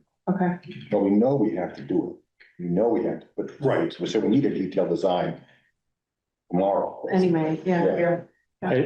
I'm happy to make a couple that I have some context in civil engineering. Both on the engineering side and the contracting side, and I guess I'd be happy to make some phone calls just to get some preliminary feedback on like what might be a strategy for soliciting I guess more competitive or efficient design, cost-effective design options. I mean, I hear the point, you know, we have only a handful of engineering design resources. But you can't bid out a job without a design, and maybe we need to be considering other alternatives for design before we go out to bid and start putting costs on construction costs, right? So it's a little bit of a chicken and the egg type situation, but if you'd like, I can make those phone calls and see if there's any particular insights and how we might pursue entertaining other design. I'm happy to talk to our current engineer about that as well. Yeah. I think that would be appropriate. I mean, we absolutely should. I do think that, you know, both Chris Temple himself and then DeWolf in general, which is now part of Du Bois and King, you know, has a well-established pattern of trying to be, you know, pretty practical in their design recommendations. But to the spirit of we don't know what we don't know, I'm happy to ask the question if you want to circle back and ask Chris if there's any other alternatives. Great. So, I mean, want to acknowledge what a great job everyone did. Yeah, thank you. Yeah, I was pleasantly surprised at how quickly it Yeah, came around. yeah, like I say, a long weekend coming up. When, yeah, well, and you know, our neighbors at the pit, I call it crushing, reopened that pit just for us. Oh, really? That day, that Wow, afternoon, they got right on it, crushed a Wow. bunch of gravel or stone and yeah, it really worked out. What was I gonna say? I lost it. well, and the neighbors who saw it. Yeah, what I was gonna say is that when Chris Temple lives in Woodbury and looked at it the morning after, and I can't remember if I communicated with this, so based on what he saw, it could be anything from fill in the space with stone to that's it for the bridge. And that's the sort of where we're at this point. So really on this last legs. Do we need to think through contingencies around its failure? I mean, do we have a plan already, if there is such a thing? I mean, if we need to close the bridge, Right, You drive we do around. not have a plan. Yeah, it's drive around. well, I know, I mean, I recognize that if they close, it's closed, but, All the way over. I Yeah. mean, just in the event this were to happen. Yeah, We have well- the sort of, have we thought through, In fact, that's the reality, right? That bridge is not available to our road crew and not Right. available to certain other, Right, the school bus is gonna reroute. yeah. and, right, We Yeah, talked to them, that they're less concerned about it, actually, just based on their routes. okay. They'll use Beacon. we'll Um, FedEx and, I haven't spoken with the fire FedEx was department. really unhappy. I heard at the post office, the yeah, UPS people were really, when Yeah. it closed. Oh, But do they fit the weight limit? well, I would think so. I don't know. Maybe. The vans, maybe. So, yeah, and sorry, did you say you already talked with the fire department? I haven't spoken with them. I communicated Uh-huh. the news today. And this is gonna be highly controversial, but do we need to be making a contingency plan for improving Baton Road? Valentine? You mean As an you're alternative? talking about improving the detour and on the bridge? That's not, It's a bunch of really little roads. it's only two. I mean, Valentine is definitely a smaller one, but it's not even a quarter mile, it looks like, of that. And then maybe a half mile of Baton Road that would need to be improved and upgraded. It would need to be widened. What about temporary bridges? What about what? Temporary bridges. They put them in all the time. You know, they're building another bridge. They put a temporary bridge down. That's They what, say it's temporary. It could be there for 3 or 4 years, that's but what Berlin has, it's quite, it seems like it'll be there for a long time. That's what Berlin did after. Yeah, the, I learned a bit about this when I testified. There was, Royalton was testifying as well, because they have a very serious bridge problem in Royalton. And one of the asks was to fund more temporary bridges, because there's a long waiting list of communities that would really like it to have a temporary bridge. The state has an inventory, but it's not sufficient. So I don't know what, I guess I don't know what their sources of temporary bridges might be. I don't know. Yeah.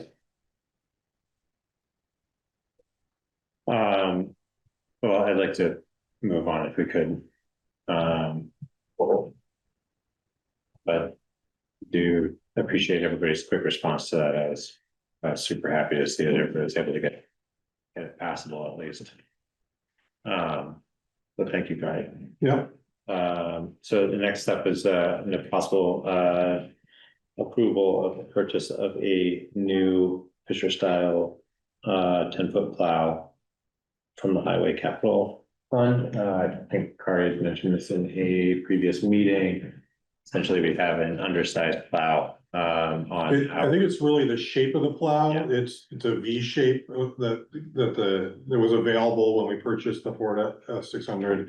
And so the snow, they can only do so much because the snow will pile up in the middle and come up and it affects their visibility. So this is a one-way plow. This is considered a road plow versus a driveway plow. And they said, for example, on County Road, it'll allow them to do it all in 4 passes versus 6 is what they're currently doing. And there's some different quotes in there, but the preferred one is the Fisher style 10-foot B one-way plow. That's available now and it's pretty stout according to the crew, so that's what they're asking for. We didn't budget for this, so I would suggest that we take it from the equipment fund, and there's just shy of 200,000 in the middle. 7,427. Yes, All right. and then we should be able to recoup a good portion of that by selling the driveway. Okay. okay, great, yeah, that's right, I think you said that, yeah. And then we could just put those proceeds back into the equipment fund when you do that. Okay. Great. Yes. Are there any other questions? nope. So what we're looking at is the element group 10-foot unit. Is that right? It's the Fisher. We're gonna move Fisher style. to approve the purchase of the Fisher style B. $7,427. Yes. Yeah. I was gonna add a joint motion to approve the sale of the other with the proceeds Oh, going yeah. to Yeah, the capital reserve fund. So moved. Second. All in favor? Aye. Aye. Thank you, Kari. Thanks for Yeah, thank putting you. that together. Next up is, Marshfield. Okay, so our current thinking is to do some preliminary work on Marshfield this year and actually use a different grant. We would be repaving with the Class 2 highway grant, but we also have the grant and aid that's used for water quality, basically. And there's 3 culverts that ought to be replaced on Marshfield before we repave. And then ditching, and we've already got approval, we received approval today to do that work on Marshfield Road, so we'd like to go ahead with that. And then have Johnson Paving come in and patch those spots where they replace the culverts, and then do a restorative work on that really bad stretch. If you recall, there's a 800-foot stretch on Marshfield that is down to gravel. That is falling apart. And so they would do that, and then their recommendation, and another company said this as well, is to let it sit for, and be compacted for the winter. And then we could come back in the early part of the season next year. The grant runs until December 31st of 27. And then do the shim coat on all of it. I think that's a sound plan. The only problem is that it'll definitely put us over budget. I think I don't know what they will quote next year for asphalt. You can hazard a guess. We will be over budget at that point. But I think it's the right way to approach it. And would it be in the next fiscal year then? Yeah, well, depending on when we want to do it, the paving companies are generally ready to go earlier than the towns, is my understanding. Okay. So if we wanted them to start in May or June, they could potentially do that, but if we wanted to, go back to the voters and say, we need additional funds, we could do it that way, or we could plan to pay it out of fund balance. We could have that conversation in the budgeting season. Yeah, And the work that was gonna be done down below Tegan's off the side of the road there, when is that gonna be done before or after that? I'm still waiting to hear back.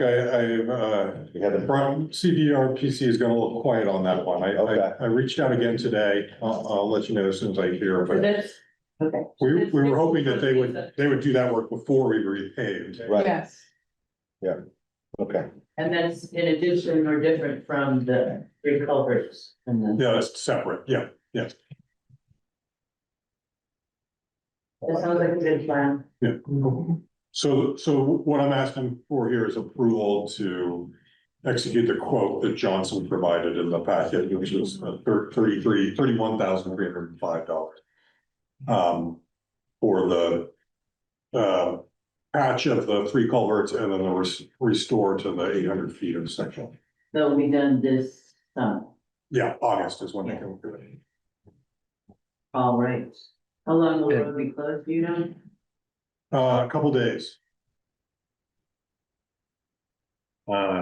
Is this it looks like this is structured a little differently than the paving quotes, at least in verbiage, that we entertained before. This is a furnished labor and materials and completed for a total sum.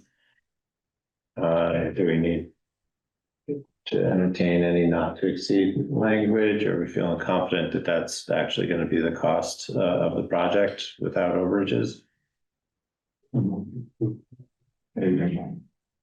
never worked with Johnson before.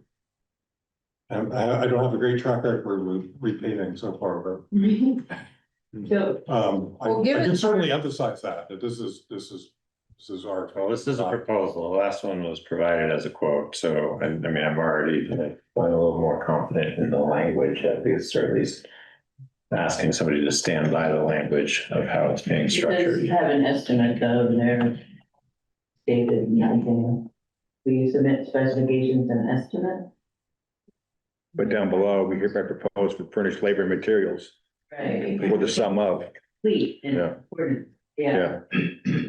Okay, so. I can certainly emphasize it. This is the price that we expect. Yeah, So, yeah, worth doing. They're all also asking for half down. that I think is pretty normal. Not out of Holding your place in line. yeah. Goes all kinds of different ways, so that doesn't perturb me so much personally.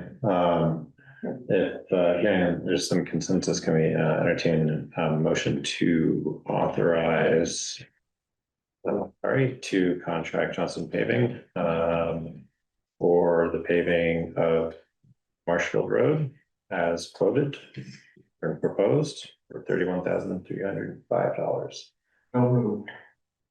Second. All in favor? Aye. Great, all right, we're pulling that together. Makes sense. Next up is, signing the lease document. I think I got it in the folder this time. And again, this is, we've already gone through this, you've approved this purchase of this, and this is just the lease document. And they wanted to have it in place in this month. We won't draw on the funds until we need them. So we aren't buying it, releasing it. It's a lease-to-own situation. It's a municipal, Okay. So we end up owning it. We end up owning it. Like a dollar buy or something at the end or something like that. Okay. It's pretty standard. It's how every purchase that I've been involved with in the town. Okay, I wasn't. And it's, somewhat favorable interest rates. I shopped it around. Okay, great. With that, And I just need, Jordan needs to sign and then someone needs to attest. Okay, so we don't even need a motion? I think it would be appropriate to Approved it, right? authorize, me to sign or co-sign, the lease servicing, agreement from NCL Government Capital. So move. Second. All in favor? Aye. Thank you. This next item is more of an FYI, but it is pretty interesting. We were really surprised to learn last week that NEK Broadband, I guess that CD Fiber at the time, in 2022 had applied for right-of-way permits, use of right-of-way to lay fiber on the roadside in 6 different locations in town. And they received that permit, but they didn't execute it, so it's expired after 2 years. David's here, maybe? They'll need to reapply. Yeah, David's here, that's right. So he probably knows the context. So they asked if we could, essentially what they needed to do to follow through on this, and given everything that's going on and my vacation, we said we'd put them on the July 22nd agenda, and that would give us time to evaluate these sites, but I want to make sure you're aware of it, because it's pretty significant, way beyond any use of right-of-way permit application I've seen. Well, that's important context for me. Yeah, It is for me too, and I want to know how you find something like that. How does Dick say find that? Because normally with electric wire, there's something to find, but it's fiber. Is there got to be some metal in there that they can detect? It's a good question. I don't know the answer to that. Yeah, because that's. They run, they dig a trench and they put in a conduit and they run the fiber in the conduit. And David, is this the same thing they've been doing in other locations throughout Calais? Correct.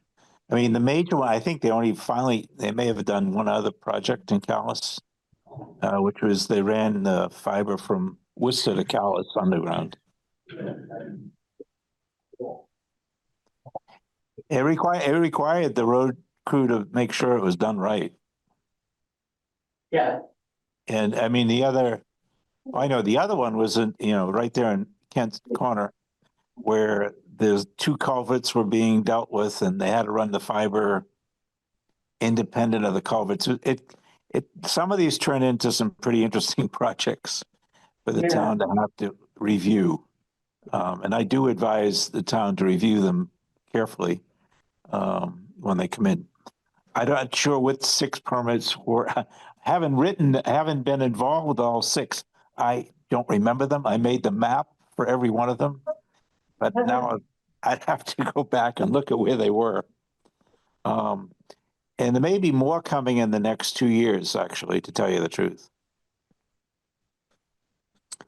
Because we're trying to finish the build out in Calais. There's almost 10,000 feet underground just in this application right here. Yeah. They didn't say which road. Well, in total, He's just adding them up.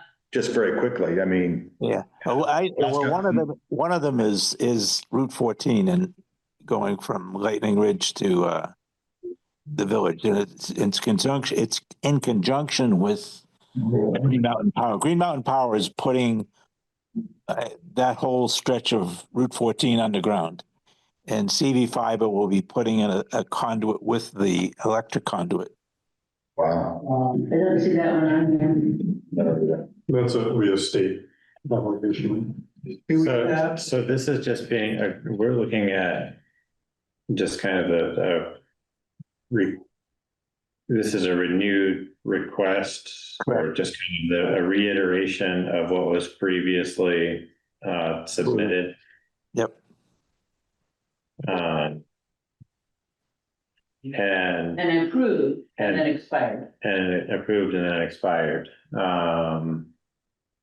And not to accuse anybody of not doing their due diligence, but it did expire, and the world is always changing.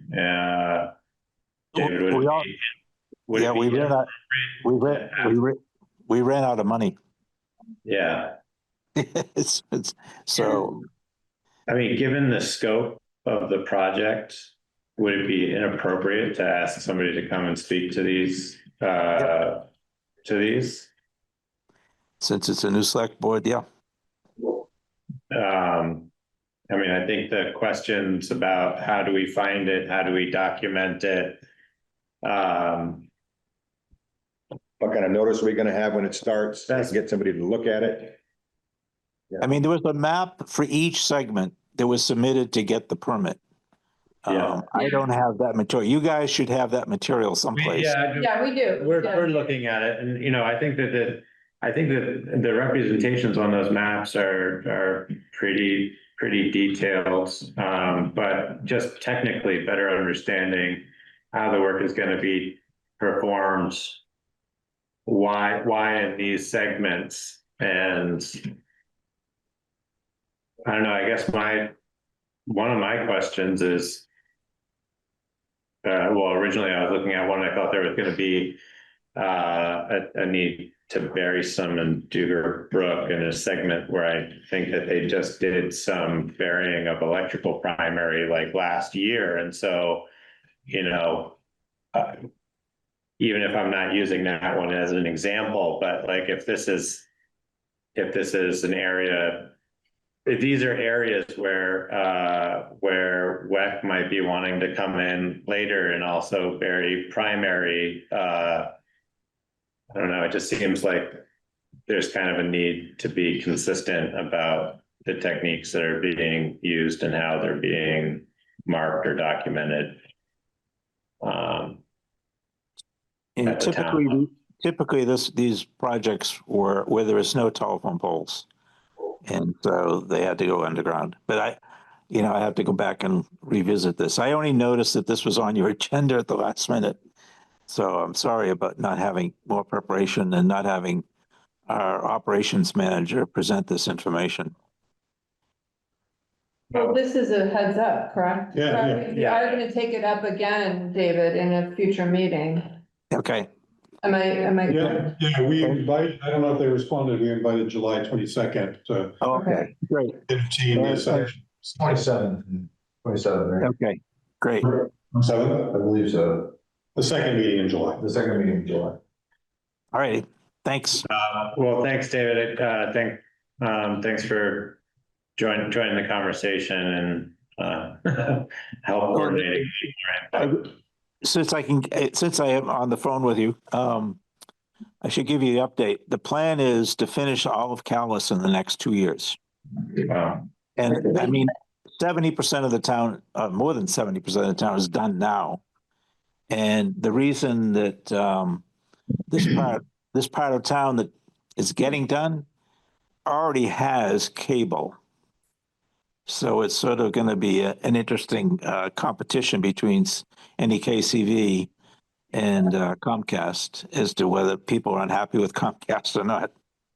But we have money to do this now. Well, I don't know if the contract's been signed, but this is the Biden's infrastructure money that's finally getting allocated And NEKCV got $63 million to finish all the unserved.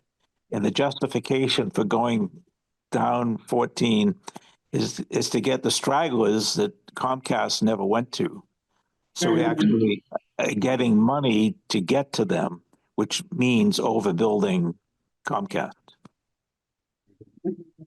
As crazy as that sounds. Anyway. Well, thank you. Thanks for the update, Dave. Yep. Keep up the good work, guys. Yeah. Thank you. So there's one more bullet about wild Cherville roadside management. Yeah, we talked about Cherville a bit. Yeah, basically I just want to define the best practice and advise residents, and if there are resources we can provide to help, I'd like to do that, but So just the a more organized approach. approach for residents, Yeah. but also for our own practices, like Yeah. timing of the mowing. Yeah, we really start this year, including with the application. I'd like to see that a May 1st deadline for applications. Yeah, So that the applications have to be in by then, because they should be mowing before the first part of June. Yeah. First of all. it shouldn't be coming in this late, Yeah. doesn't make sense, Yeah, right? and we should also specify what we expect them to do, not just an application that we're not gonna mow, but what we expect of them to do as well, you know? Yeah, well, it does say in the application that they have to maintain them. But we don't necessarily, It's a little more a detail question about of it. checking, monitoring. Well, I think this play devil's advocate a little bit here. This kind of gets back to also about like the scheduling of the work for the road crew and the consistency in that. And, well, I'm, hesitant to spin up policies and rules and that sort of thing. I think there needs to be a balance between managing expectations. There's a deadline to submit an application, which I don't necessarily agree with or disagree with, but you could have had people who were waiting around to see when the road crew was going to do it, because that is their duty, right, in part. And so I think if we're going to have a deadline for applications for people to submit applications to self-perform, then I also think we need to kind of specify our own deadline and what the expectation is for when we're going to commence the work ourselves as well. And I don't think that that's unreasonable. And this kind of gets back to kind of a broader conversation for me about work management, I think, and scheduling, because there are these perennial scopes of work that have to be done, like the grading and the roadside mowing, they're largely going to be the same scopes of work year to year, while the grading is a little bit more variable relative to weather conditions and road conditions. Do we need to be taking a closer look at like what our hourly allocations are for all of these different tasks, and making a decision on either contracting, funding a position, or balancing what we think is reasonable for the road crew to self-perform. Like, this ties into the conversation for me about the Marshfield Road work. I understand that from the grant administration side ends up being a benefit to the town because we can kind of recoup some more monies, but it's also going to come at the expense of other work not getting performed. And I think you end up with like just the realities of the disruptions that happen, good planning. Yeah. But, we have the Ken Hill Road disruption. We have, there's Yeah. any Moscow, there's any number of things that happen. July 10th, 3 years in a row. Yeah. So, you know what I mean? So it Yeah. kind of pushes the. I think what's not getting said is that like, there's not I think there's snow events that butt right up against. Right. Yeah, we didn't really have Some of spring that's- this year. There's, you know, there's a Definitely. squeeze there, and I don't, I mean, during public comment or during some of the comments, we didn't necessarily address that, but it's like. That's part of the reality is that there's a real, you know. There's a time constraint and a narrow window there. And there's no, in my mind, I mean, my little microclimate and, you know, my little neck of the woods is different than all these other communities. So, I mean, you know, roadside. So it is quite a challenge, I think, for the crew, to really do this well. And that might be an argument for thinking, talking more about subbing out that particular Exactly. scope of work. You know, we might get a lot Yeah. fewer applications if over the next 5 years, we always do our mowing, you know, the first mow before any of the chervil goes to seed. Or if we know where the chervil is and we do those roads first, Yep. wash the mower and then come back and, you know. Yeah. I get really squeamish about like just the mowing and the washing and the transporting from different area. Just because I think there's a lot of hidden costs and labor time and management time relative to that. And while, you know, I think what is, you know, a practical sentiment to just perform the work at a time when it's best to do it. I just think that realistically, it requires, it's gonna require more than that, and it's more of a problem than that, and it's not unique to Calais, and Right.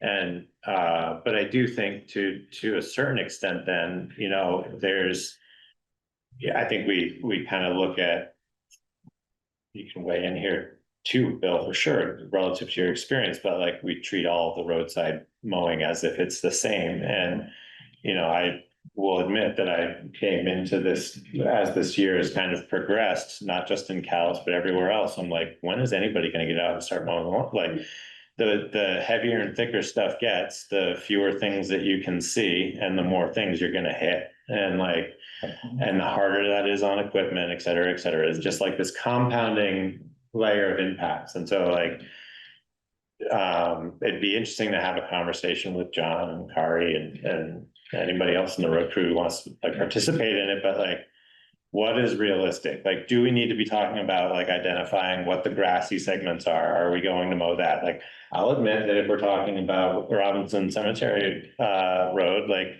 there are pieces of vegetation that would be a shame to see cut too early in the season because of their flowering, et cetera, et cetera.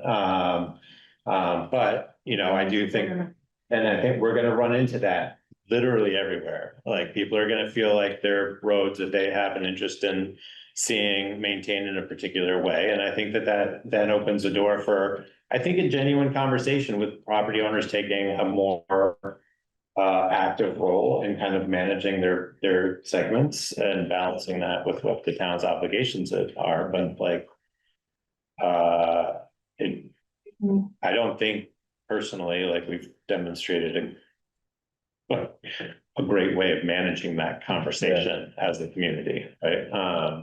But I do think it starts by saying like, what is our expectation of the road crew? What does the road crew think is realistic for getting in early enough? And how do we block out enough time in their schedule to make sure that it's getting done? Who's responsible for it? Right? I just would think this is already. You know, we've been considered, but, you know, or stated, but it's so the. When we're putting the attention on the crew, I think we have to put equal attention on. How we can support education in the community. And do that. You know, there are entire fields that are full of, well, chervil right now, so. How would our road crew working and being very surgical about all this impact the fact that there's fields? So it just feels, like. That's something that the Lakes and Streams Committee is very focused on. Right, and it's not just chervil. No, of course not, but, Right. but that happens to be the one of the moment, Not me. even it's Thanks. so visible at the moment. Well, but not me, it's. But we have a big change in that. People don't mow their fields anymore. Used to mow them twice, 2 or 3 times a year for hay. That doesn't happen. They're all just maturing into other things. And if you don't mow chervil a lot, if you mow it enough, it'll go away. Mhm. But you have to keep mowing. But if you don't mow, it's gonna, just doing the roadside isn't gonna help. you Right. know? Right. It's everywhere. But anyway. So, So you had said, Conservation Commission at one point as a possible partner, Yeah, I think reached out to Neil, absolutely. they said that they were interested in working on that, so. so I think Yeah. that, I mean, we need help, we need help with Yeah. the community, educating the community and doing it with, science-based approach. I really appreciated Yep. the, fact sheet that you added Yeah, to the folder, it's definitely resources. yeah. But throwing in the road is not what we wanna have happen. Yeah. Yeah, we need to define that. Yeah, right. You see that from time to time in different places, but what's the best way to move forward with this conversation, I think? Because I think I think getting the input of the road crew and the Conservation Commission makes sense. I mean, it could be as simple as tasking the Conservation Commission to do kind of a preliminary draft, so to speak, of like recommendations for identification of various invasives, knowing the chervil is one of them, and doing it within the context of roadside mowing. And I guess saying specifically, like, we're looking for very specific direction and best practices, right? And then if they produce an output that we can then share with the road crew, then that is maybe something that's more appropriate for us to have conversation within the forum of a select board meeting, or agenda item. Okay. yeah.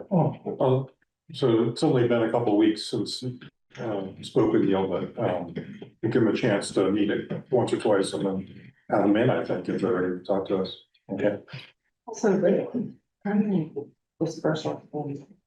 So this focus on. And there's just a lot of focus on the road through on that work, and I appreciate it, but I really want, like, I want the Conservation Commission to recognize that we're saying it's an issue across the town, So, yeah. and obviously it's an issue across the state, it's not just a roadside issue. But, like, it just feels like we can't fully control it as a town road, at all. That's part of it. Exactly. So we do want recommendations from the Conservation Commission, both on what the road crew might do and what everyone else in town, property owners. What they might recommend for What people do, what are some the, kind of, yeah, I mean, the lakes and streams thing, just, yeah, they did their thing, and they're working with DPM, there's things we can do. yeah. Uh, Oh my Yep. gosh, okay. So I'd like to move on to policy. Policy review, we have, the adoption of the delinquent tax, policy that, Kari has been working on and has now been reviewed by the attorney. Yeah, that's right. So, They need little changes. Yeah, more editorial, nothing substantive. So, and it's based on the LCT model policies. And so what we have it before us is the final after the. Yes. Great. We talked about it last time. Yeah, I don't have further questions. Second. all in favor? Aye. Aye. Town website. And pivot to Meadow on this one. Yeah. Yeah, so where we last left it, I gave you the report in the last meeting about just like, the cost benefit of moving to a new host and just like some of the questions that were still outstanding, one of which was, I was in conversation with RV Tech about just like hosting our files just in the SharePoint, and they spent some time talking about it. Ruben informed Kanan, who's been my major point person, that like just based on the scope and the use of the information, the fact that it's public information, they're fine with us just using SharePoint as like a repository. But what they'd like to do is create an account specifically for the website, kind of like how we have a SharePoint account. They'll just create one that is not attached to anybody else's That account. makes sense. And that'll just be kind of cut off from the back end. So we'll create that account and we'll have a very clear chain of what goes in and out of that. The question about retention, we can kind of have at another time, but so really, we're in a position where like we have between now and the end of December to make a move, and whenever you want us to do that, we can go ahead and do that. And I don't really know what the next steps are specifically about like if we need to come up with a specific price quote about moving to a new host. But that was pretty much the major outstanding question, and that RV Tech is on board feels pretty nice to have that support tech wise. But yeah, I'm ready to move forward if that feels comfortable, whenever you all are, and if there are any other questions or anything, I'm happy to deal with it. You know, in terms of timing, we talked about it already, that maybe August, depending on what the staff identifies as the best timeframe, is still, I think, fine. And I think the point about creating a separate SharePoint site and load and having that be dedicated, I think is excellent advice, and that satisfies sort of the concerns I was expressing around this before. So I'm very happy about it. Sounds great. And to the public, it'll just be, not a hard transition. They'll just see a new improved website. Yeah, I mean, there will be a transition period. I would say that the website itself will appear just as a maintenance page for probably the scope of about 8 hours. I'm thinking it'll probably take me about 8 hours of work to just like install all the backend stuff, build the templates, and then start migrating the information. I can mitigate that a little bit by, if I have time between now and whenever we make the implement and move, by just like building that like repository of documents in the SharePoint in the background. So to the public, if let's imagine I was a user of the website and I visited the website like 1 minute after I started working on it, I would go to the website and I would only see a maintenance page. I'd plan on putting on the maintenance page something that's just like, this is how you can contact us. Here's the email address. Here's the phone number of the town office. And we're working on the website right now. It'll be back tomorrow. And then if that user came back the next day, they would click on the same link to the website and they would see basically what you're seeing in the mock-up that I created. Yeah. So it's a pretty smooth transition from the user side of things, but the website itself, our domain will actually be pointing to a new host. And all that will be new. Is there any, sorry, did we already talk about what day of the week it makes the most sense to do that? I had suggested that it probably makes sense for me to do that work like on a Friday. On a Friday, yeah. Nice. You know, Yeah. I could do the work on a Friday and then like kind of chip in any extra little bit of addition type of work that I would need to do the following day on a Saturday or something like that. And I had planned on just submitting my hours the same way that I do, and but like I don't anticipate it requiring more than that. Yeah. And I built the mock-up from scratch like a day and a half, so. Well. This one does. as- We very much appreciate that.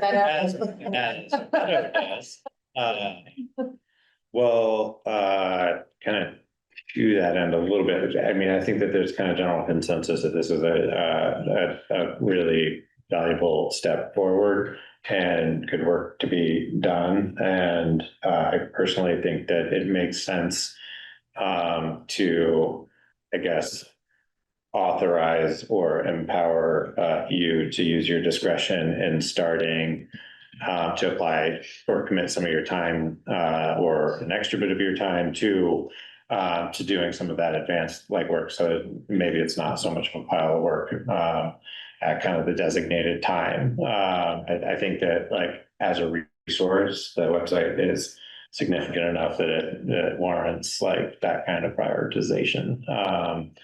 Especially when it can be done efficiently with somebody who knows what they're doing. So, I would hate to have you, put off anything that you feel like you can kind of chip away at. And if all you need to hear from us is that it makes good sense for you to prioritize that, then I think that that's probably something we can get a lot of head nods around. So I will also add, just like as a part of this whole process, the goal here is not to isolate the website at me, but to create a system that more people can have access to. Yes, definitely.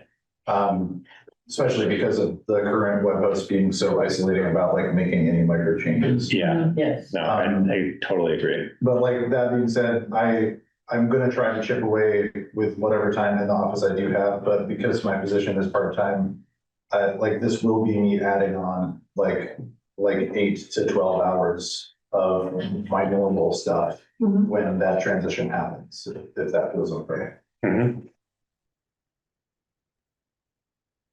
I think it does. Great. Well, thank you. Thank you for flagging that the document retention issue is like something we need to address separately and later. Yeah, we had a little bit more a dialogue about this during the agenda planning meeting, and I think it is an important conversation we had. I do think that we could probably table any lengthy conversation tonight. Let's put it on a future agenda. I think there's some really important points of feedback there that we need to continue to discuss. And we'll try to do that and work through that dialogue, in snippets in parallel with Meadows' work on the website, I think. So I'd like to just table that for now and move on to the administrative actions. Sorry, am I approved moving forward? Like, do we need to do an action there, or have we already approved that? Good question. Let me see him this time.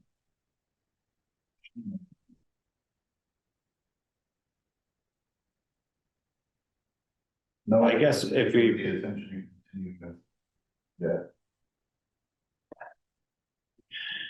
we could make a motion to authorize Meadow to continue applying hours towards the website development and migration. If that seems relatively concise enough and broad enough to let Meadow get or allow Meadow to continue on their work. I'm happy to do that. Just want to make sure I'm not stepping ahead. No. I mean, it's. Sense of the select board agenda that Meadow is authorized to go ahead and move forward with the transition. Can I get a second?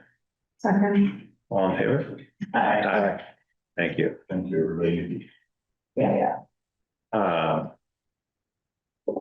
The next item up for an administrative item. So we've got the approval of the June 8th select board meeting minutes, which were posted to the share drive and prepared by Meadow. Everybody have an opportunity to review those. Can I get a motion to approve the minutes as prepared? So moved. Second. All in favor? Aye. Thank you. Thank you, Meadow. Thank you, Meadow. This fly is ridiculous. I know, it's just. Going around to Just the everybody. It's just one fly. Vote to approve board orders and to sign. Those are also prepared and posted to the shared drive by Kari. Hopefully everyone's had an opportunity to review those. So are there any questions or commentary on the board orders? not, can I get a motion to approve and sign the board orders as posted to the shared drive? So moved. Okay. All in favor? Aye, thank you. So next is the authorized early July payments. Again, this is just kind of accommodate some payment approvals that Harry will make prior to going on vacation, but also because we're going to have a extended break before our next meeting. So this is kind of a customary thing that we do to authorize Harry to make payments early that fall within the approved budget. Yeah, I guess I'd like to add the Johnson paving down payment to that. And then also, I forgot to include this, but we want to buy some postage using what's within the budget at the end of the year. So about $1,000, $1,092 is what we've asked the post office to prepare. So like approval for that as well, please. Okay. Is everybody well with those additions to the motion? Can I get a motion to authorize Harry to make those advance payments? For July? All in favor? Aye. Approve and sign the FY 2027 Woodbury Fire Department contract, which is, I believe, a reflection of what was approved by the voters during town meeting. Yeah, the budget numbers match, and then there's no other changes to And the the contract is the same. as far as I can tell. It's, You're going forward. yeah, Nice. yeah, it's just Yeah. Can you say, well, like, if someone from Calais calls 911, who comes? Is this Request. location? do we know? He's not clear, but like, what's the principle that works? Is it just the 911 operator that picks who they're sending or who's available? That's a good question. I don't know that much about how that works. Curious. I assume it's got to do with location in town, who's closer. Location and availability, I think with the conversations that have been kind of ongoing with the East Montpelier Emergency Services, it seems like there's a fair amount of coordination that is happening. When the call goes out, there are representatives of each saying, chiming in, saying who's closest, who's available, who might be on another call. And short of that, both parties respond, but I think payment is really only paid to whoever ends up doing any kind of carrying or the providing of service. It does raise kind of an interesting question, I guess, that Plainfield has like a rapid response, or that is kind of an unofficial capacity, but a group of individuals who make themselves available to respond to things. I think Marshfield has a similar Yeah. thing. But we don't. I think it'd be hard to entertain something like that without having a more detailed conversation about like what regular response. We have a fire department. And that's what the Plainfield and Marshfield Fire Department is doing, is, it's got a little team. That's team. Well, anyway, with that, can I get a motion to authorize me to sign the FY 2027 Woodbury Fire Department contract? Second. All in favor? Aye. Oh, boy, dogs ones. Well, greatly reduced from the last time you saw this. Yes. But 20 is 20 still usual, or is that, but? typical based on what I've seen from past warrants. Also, Why are they? one of the, or two of the dogs on the list, so I guess, have paid, but the licenses haven't been processed because I'm still waiting for updated rabies certification. And two of the other dogs on the list, the person, I was able to reach the person and they committed to paying verbally over the phone, but I haven't seen payment yet. I see. Then the rest of the people on that list, I have not been able to get in touch with. Okay. Oh, no, they Is have, that, sorry, I've phoned multiple times and I've sent emails okay, to everybody on that list except for Deb Stillwell, who I have tried to track down and I spoke to on the phone once because she had called in and she verbally said, I will get in there to pay that. Yeah, I haven't seen payment yet.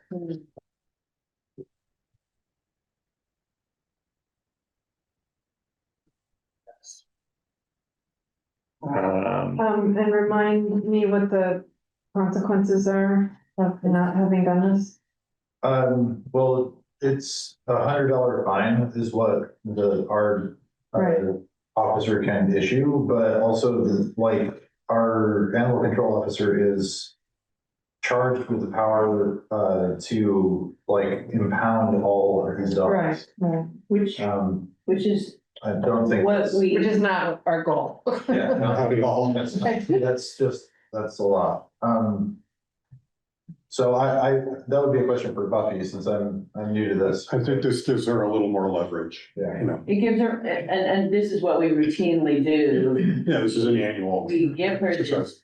this hereof fail not Yeah, document. that language comes directly from the state. I know, Yeah. I know. I could tell.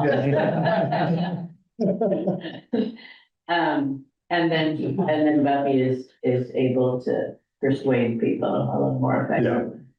And has Buffy been coordinated with, about kind of like what the volume is here, or does she? Yeah, I mentioned closing in on this. Okay. So she's aware. Okay. Is there any, do we track sort of repeat situations like year on year? Good question. I mean, Last she year, has- we were really successful. We cleared the Yeah. list last year, Yeah, so. okay. Anyway, With this process. Yes, Usually- yeah. once this process happens, yes. Yeah, so Buffy will probably recommend me. We can ask her for a report on that. And we have to sign them each individually. I remember doing this last year. Signing each one. Don't we? No, there's one. There's one. All right. Okay, well, can I get a motion to sign the dog warrant and Is it just approved the dog warrant or? sign? Okay. Approve and sign. Okay. So moved. Second. All in favor? Aye. Right. Now I'm lost. Thinking about dogs, journal entries, yep, posted to the shared drive. Again, these are adjustments that Perry has needed to make to general journal entries. Does anybody have any questions about these? I don't, but I'd like to come in sometime for maybe half an hour and just sit with you so I Sure. understand them a little bit better. Yeah, absolutely. Yeah. Really cryptic, right? Yeah, I understand some of them, but Can I get a motion to accept the general journal entries? so moved. Second. All in favor? Aye. By the way, that reminds me, you asked last fall if there could be a training for select boards about oversight, financial oversight. Mhm. And VLCT's financial person had put something together, and then I just heard back from her today that they ended up putting that into a new select board orientation this year. So she provided a recording of what she presented, so I'll share that with you. Oh, great. That'd be great. Watch that at your convenience.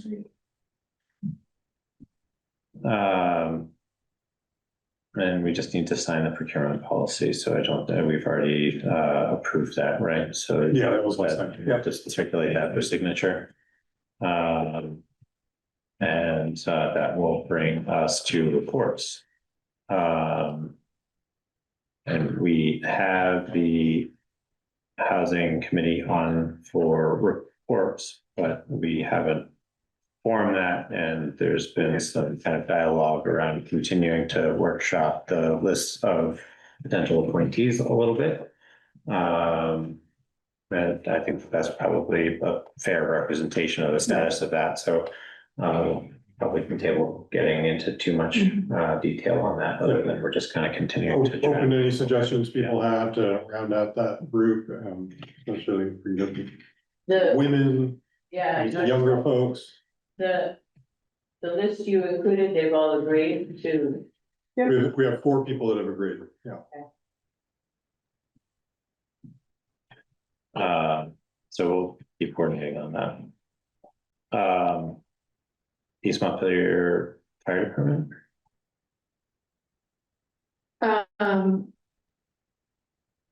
We had a successful joint meeting of the representatives of the select board, East Montpelier Select Board, myself and the EMLD. And there's efforts being made to identify criteria for the planned review of performance. Is there Anything else Any- you have to go into? Gotcha. Fair enough. Well, thank you. It's possible, at least here, that it was a productive meeting. That's great. View appraisal update and property tax messaging. Correct. So things are moving along nicely. The grand list has been lodged by the listers. We have no reappraisal appeals. Yeah. This is remarkable. So all we're waiting for is the state education tax rates. And as soon as those are posted, I'll get to work. If they're ready before I leave on vacation, I will prepare a tax rate recommendation for the July 14th meeting. If not, I'll put that second meeting in July. And so the other part of this is we think it'd be worthwhile to send out a postcard this year, informing people of the general timeline, because there's always questions. We get into this time of year, we start getting inquiries, but also we have a couple new things this year that we want to get out there early and often. One would be the postmarks not being accepted, and the other one was that property tax credit lag issue. $800 for a postcard to every household, probably worth the investment, we're thinking. So there's some draft text in there, that's the, how to communicate that message. It's I already read it. Is it in admin? No, It's actually under 6 reports. thank you. While everyone's pulling that up, I think the language is good, and we also had some conversation about this during the agenda planning, and I appreciate Kari had already kind of preemptively got some prices on printing and the cost of circulating, and frankly, my position is that $800 relative to the headache and everything else that we could potentially encounter with people being caught off guard, and the chance of increasing the probability of more people going through the abatement process, having been caught off guard by something like that. I think that's reasonable money to spend in advance to try to mitigate some of that, potential headache. And I think it's a good value to the taxpayers as well for getting some advance warning about that. Yeah. does anybody have any other questions about the? I would just add to the postcard, the URL, or an approximate URL, how to get to the town website. Oh, That's all. sure. Yep. More information at. Yeah, it says town website, but it doesn't give a URL or anything. Oh, okay. Somebody may not know that, that's all. Gotcha. Where did we land on the border that goes around the outside of it that says blame the state? Yeah. Just like a big Not our- red with, not our fault, big like red with We're white. still workshopping that. Okay. Those are my only notes. Visible on black light. If is there an opportunity to put anything on the other side, on the reverse? I don't know. Just, sometimes you could use that to say sort of important property tax information or something like that. Like a headline. Just like, yeah, headline on the reverse, Okay. if there's space available. It seems spammy. It starts to sound like something that's gonna scam. Oh dear. Information. But don't make it sound like a scam. Great. There's a lot of words. That's all I have. Too many words. I agree. I didn't put any of those words in. What are you trying to say? I'm sorry. How dare you? Love it. So truncated is another name. Make it less Any way to, convenient, apparently is what Barbara's trying to say. Well, I could have some words. I could suggest some places to go. Go for it.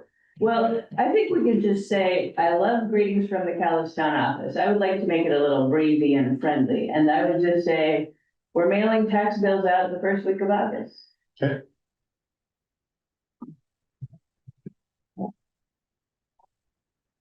Or will be emailing. And they'll be due these 2 dates. And they'll be due. Yeah. Yeah.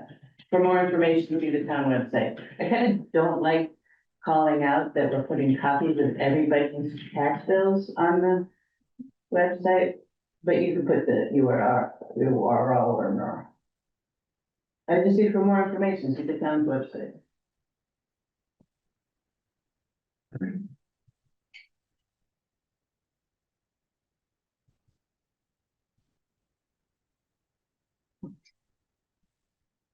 Because the real important information is Yeah. down here in the second. Yeah. The two bullets are both important.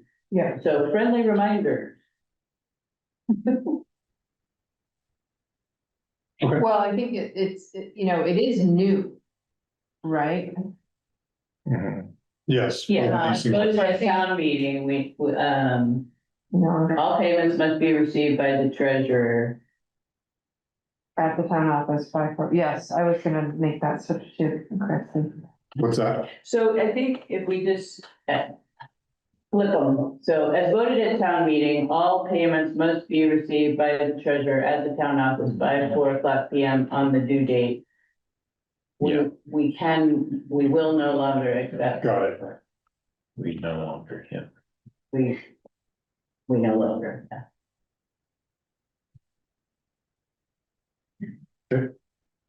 Good. And then. Not our fault, not our fault, not our fault. What's the gist? Yeah, I think you probably just start with, we have been informed that comes right out of the gates, this is not our system. Skip Can we the, say the state of Vermont? Or the state, The did you state, say the state? the state has informed us, something? Or just. The state property tax credits. The state. Issues property tax credits and their system is delayed by a year or something. It's not our thing.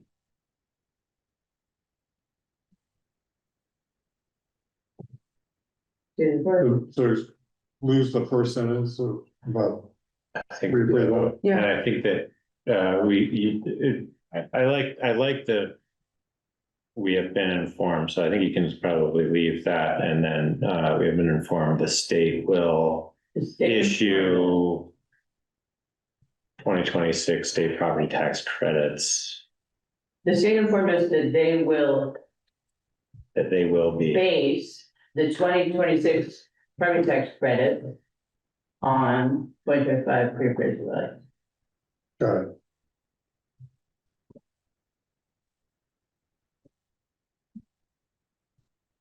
Okay, and then you Yes, can, I like that. This- That's really you clear. could, you can probably, shorten that sentence, but, or, instead of the comma after values, period, and say this means there will effectively be. Yeah, you can take out that phrase, yeah.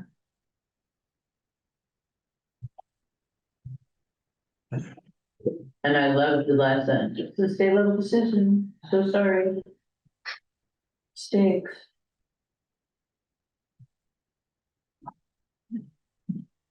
great, that's helpful, thank you.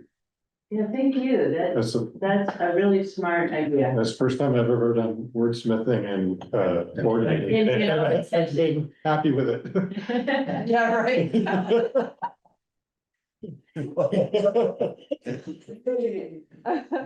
Okay, do we have to do anything with respect to that? That's just been informed. Yeah, I think we'll just go ahead and we'll approve the warrant.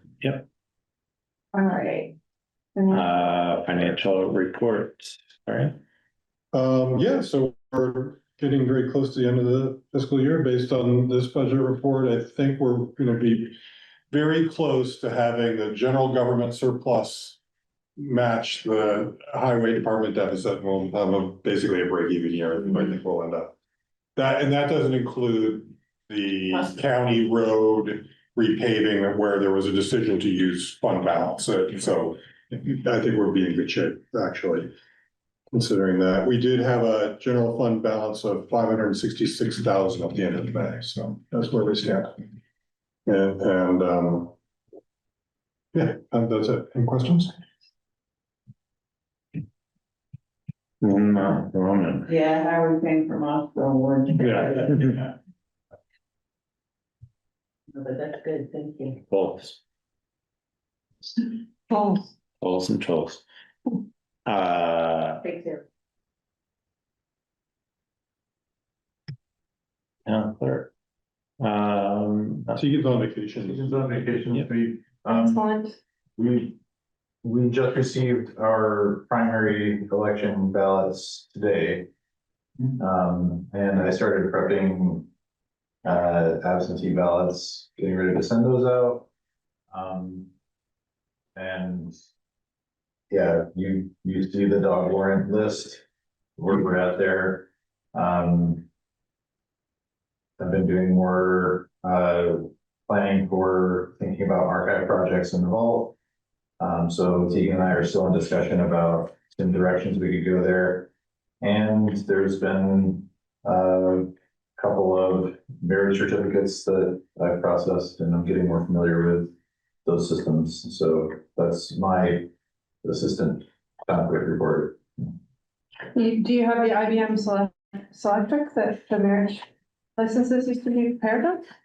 The IBM Selectric. Does anyone know what I'm talking about? Yes. No, Yeah. Yes, I do. Come on. Back in the day.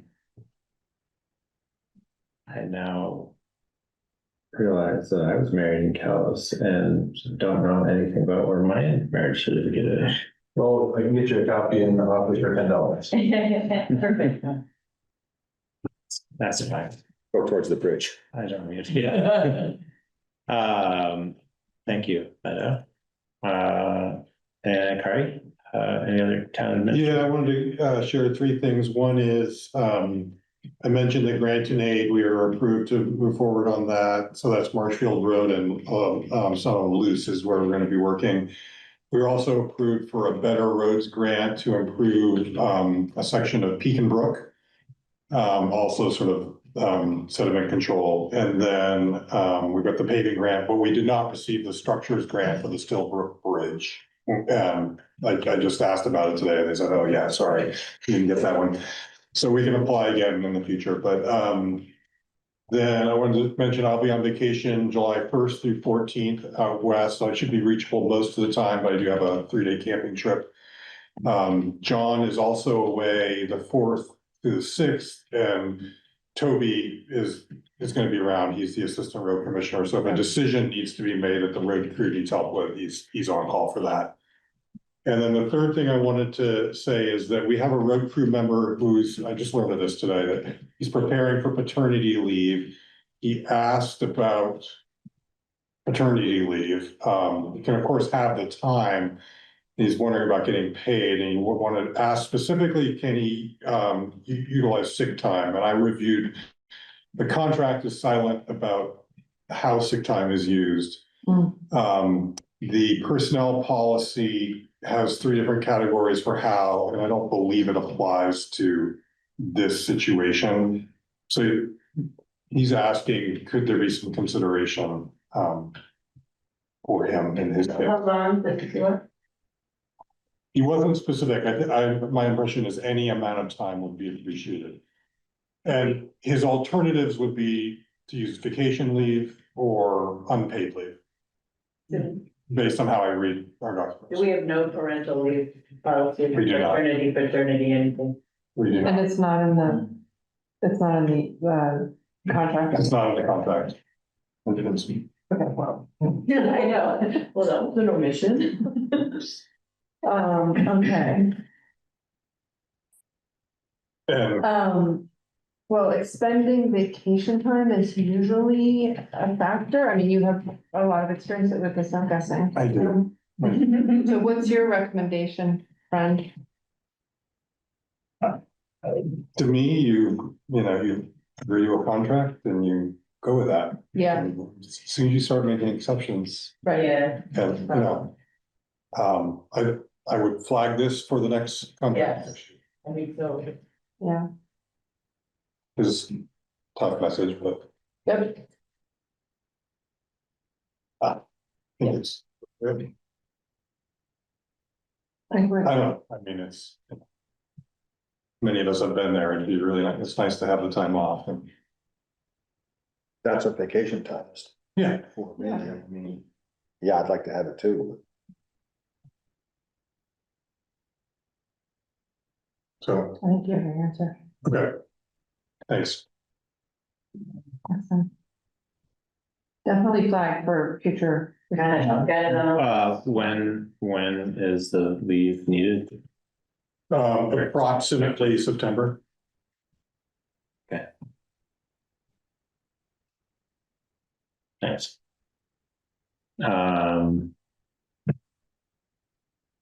Any other updates? Otherwise, I think I'd circle back to, I'd like to circle back to before we jump into executive session, the emergency management director, update.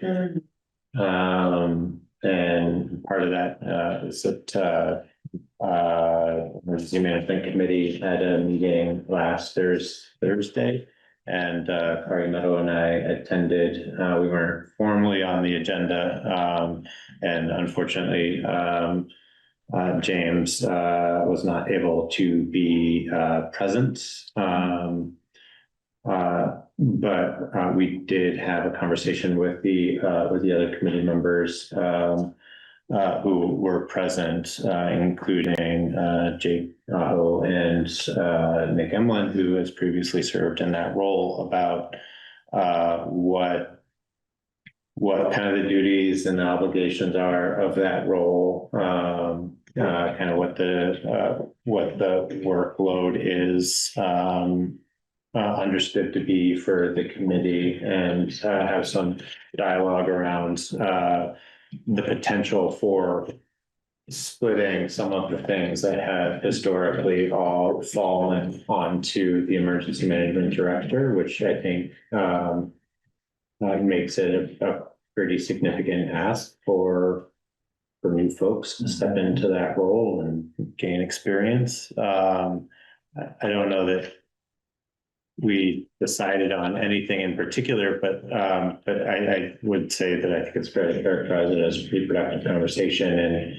and folks definitely expressed an appreciation for the concern and the consideration that was being put into that, and the thought around, you know, how can that committee be structured so that it doesn't, so that you kind of peel some of those things apart. I think unfortunately, we couldn't get James's direct input on that. I think that would have been valuable, and I think that's still worth pursuing.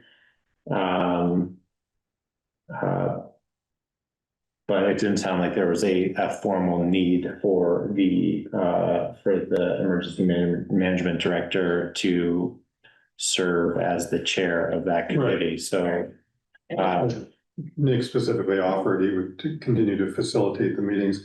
yeah, My take on it was, I was surprised that the formal responsibilities of the management director are more narrow than I understood. way narrower. And there are lots of helpers. There are people willing to help, but the crux is who is going to step up and say, I will take the responsibility when a crisis hits. The call, yeah, I'll take the call. And clearly we don't, none of the folks in that group want that role. And I see the logic of a staff person filling that role because of the nexus to other town functions. But I also, just this experience with the bridge made me feel like that it would be not wise for me to fulfill that role at this time. Right. That was clear to me. I would do it, but I don't think that's the best arrangement. I just want to also add, like I've been trying to reach out to James. It's obviously been a really difficult couple of weeks. But James did get back to me today and answered at least some of the questions that I had asked. I'm just going to share that with you here. Sure. He said during a large emergency, the committee and the director would be the liaison together between local level services such as emergency services and road crew to the state Emergency Operations Center, SEOC, to relay situational updates and place supply and personnel needs through the state's ticketing system. The director is the primary person responsible for deciding if a shelter or an emergency operations center needs to be opened.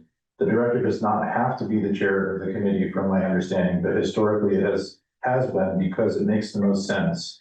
And the same goes for being the town's representative for the Regional Emergency Management Committee. The regional committee meets quarterly, virtually or in person in Montpelier to go over what everyone is working on and what different training and events are occurring people should be aware of. And that's often where guest speakers at the meeting provide more information about specific topics. And James has said that he'd be willing to meet sometime this week and answer any more questions. But that's kind of where that conversation left off. Okay. Some thoughts that I had during that dialogue. Well, one, just acknowledging that, like, I think having gone through or been on the select board when we were going through the flooding situations and the amount of decisions that have to be made there and the people who are having a conversation, I think there is a point to that Kari made, like that there is like this nexus of efficiency in bringing that kind of point person more into the fold of either town staff or the select board member who is already inherently going to be involved in making those decisions. The chair by default acts as that person in the absence of one. Which will just table any commentary on that. But I do think that, like, as the chair of the select board, but then also as a select board member, the emergency management plans, the LEMPs, those, like, I feel like there's this, there's a huge scope of information that is prepared for us, but not necessarily with us, but we're accountable for it. And there is something to, I think, having a more active participation in like the compiling of that information and better understanding how all of that stuff interplays. There was a kind of an immediate recommendation during the emergency management committee meeting that, like, they usually do like some sort of table exercise, and like at a minimum, I think that it would be beneficial for certain members of the select board maybe to participate in that and to schedule it, and maybe that helps kind of build some kind of line of sight into what that looks like. But I agree with with Kari, is his current assessment, and I think this is probably shared with the rest of the board, that this would not be, right now with the way that Kari currently is serving as the town administrator and the road commissioner, and so deeply integrated into the decision-making tree of the road crew, it would make sense for him to serve in that particular capacity. Because that's too many overlapping circles, and so there should be some separation there. I don't know where this kind of leaves us, other than it seems like Meadow really likes learning new things. Well, I was thinking to Kurt earlier that I would be interested in like doing that, but I have to believe that there was somebody more qualified than me right now. Like I just, being new here, I wanna like learn more and, you know, shadow more things. And also, you know, like I also will have a newborn in November, at some point, so. You know, like I wanna have my priorities lined up and. Definitely. Yeah, so I think if I were to circle back around to this conversation next year, I would feel a lot more capable and willing to step into that role, but. Well, I think it's important to respond to, if James is feeling like he has some time to get together this week, I can likely find some time to participate in the conversation this week. To find out more from James. To find out more from James, I mean, at a minimum. Have that conversation with him? No. Yeah. We only exchanged emails, Yeah. and have failed to kind of have a broader conversation about it, but other members of the emergency management committee have like binders that are dated. I think he has one, but I think it would be good to just like this week, get together with him and kind of treat it as a transition of any information that he currently has to myself or the office, just so that we have that information available, kind of like I guess somewhat of an exit strategy or interview. The only day that's not good for me is Wednesday and Thursday afternoon, but Do you want us to try to set it up? I think so, yeah. Okay. If the two of you are willing to participate in that conversation or interested in participating in that conversation, I'd say. I would participate if I was available as well, if you want. Sure, that'd be great. So James' availability in that email was tomorrow, Thursday and Friday. Maybe tomorrow is a little bit too soon. I could do like Thursday morning or late afternoon, maybe, or Friday, or probably Friday. Thursday or Friday, Bill, how's your schedule?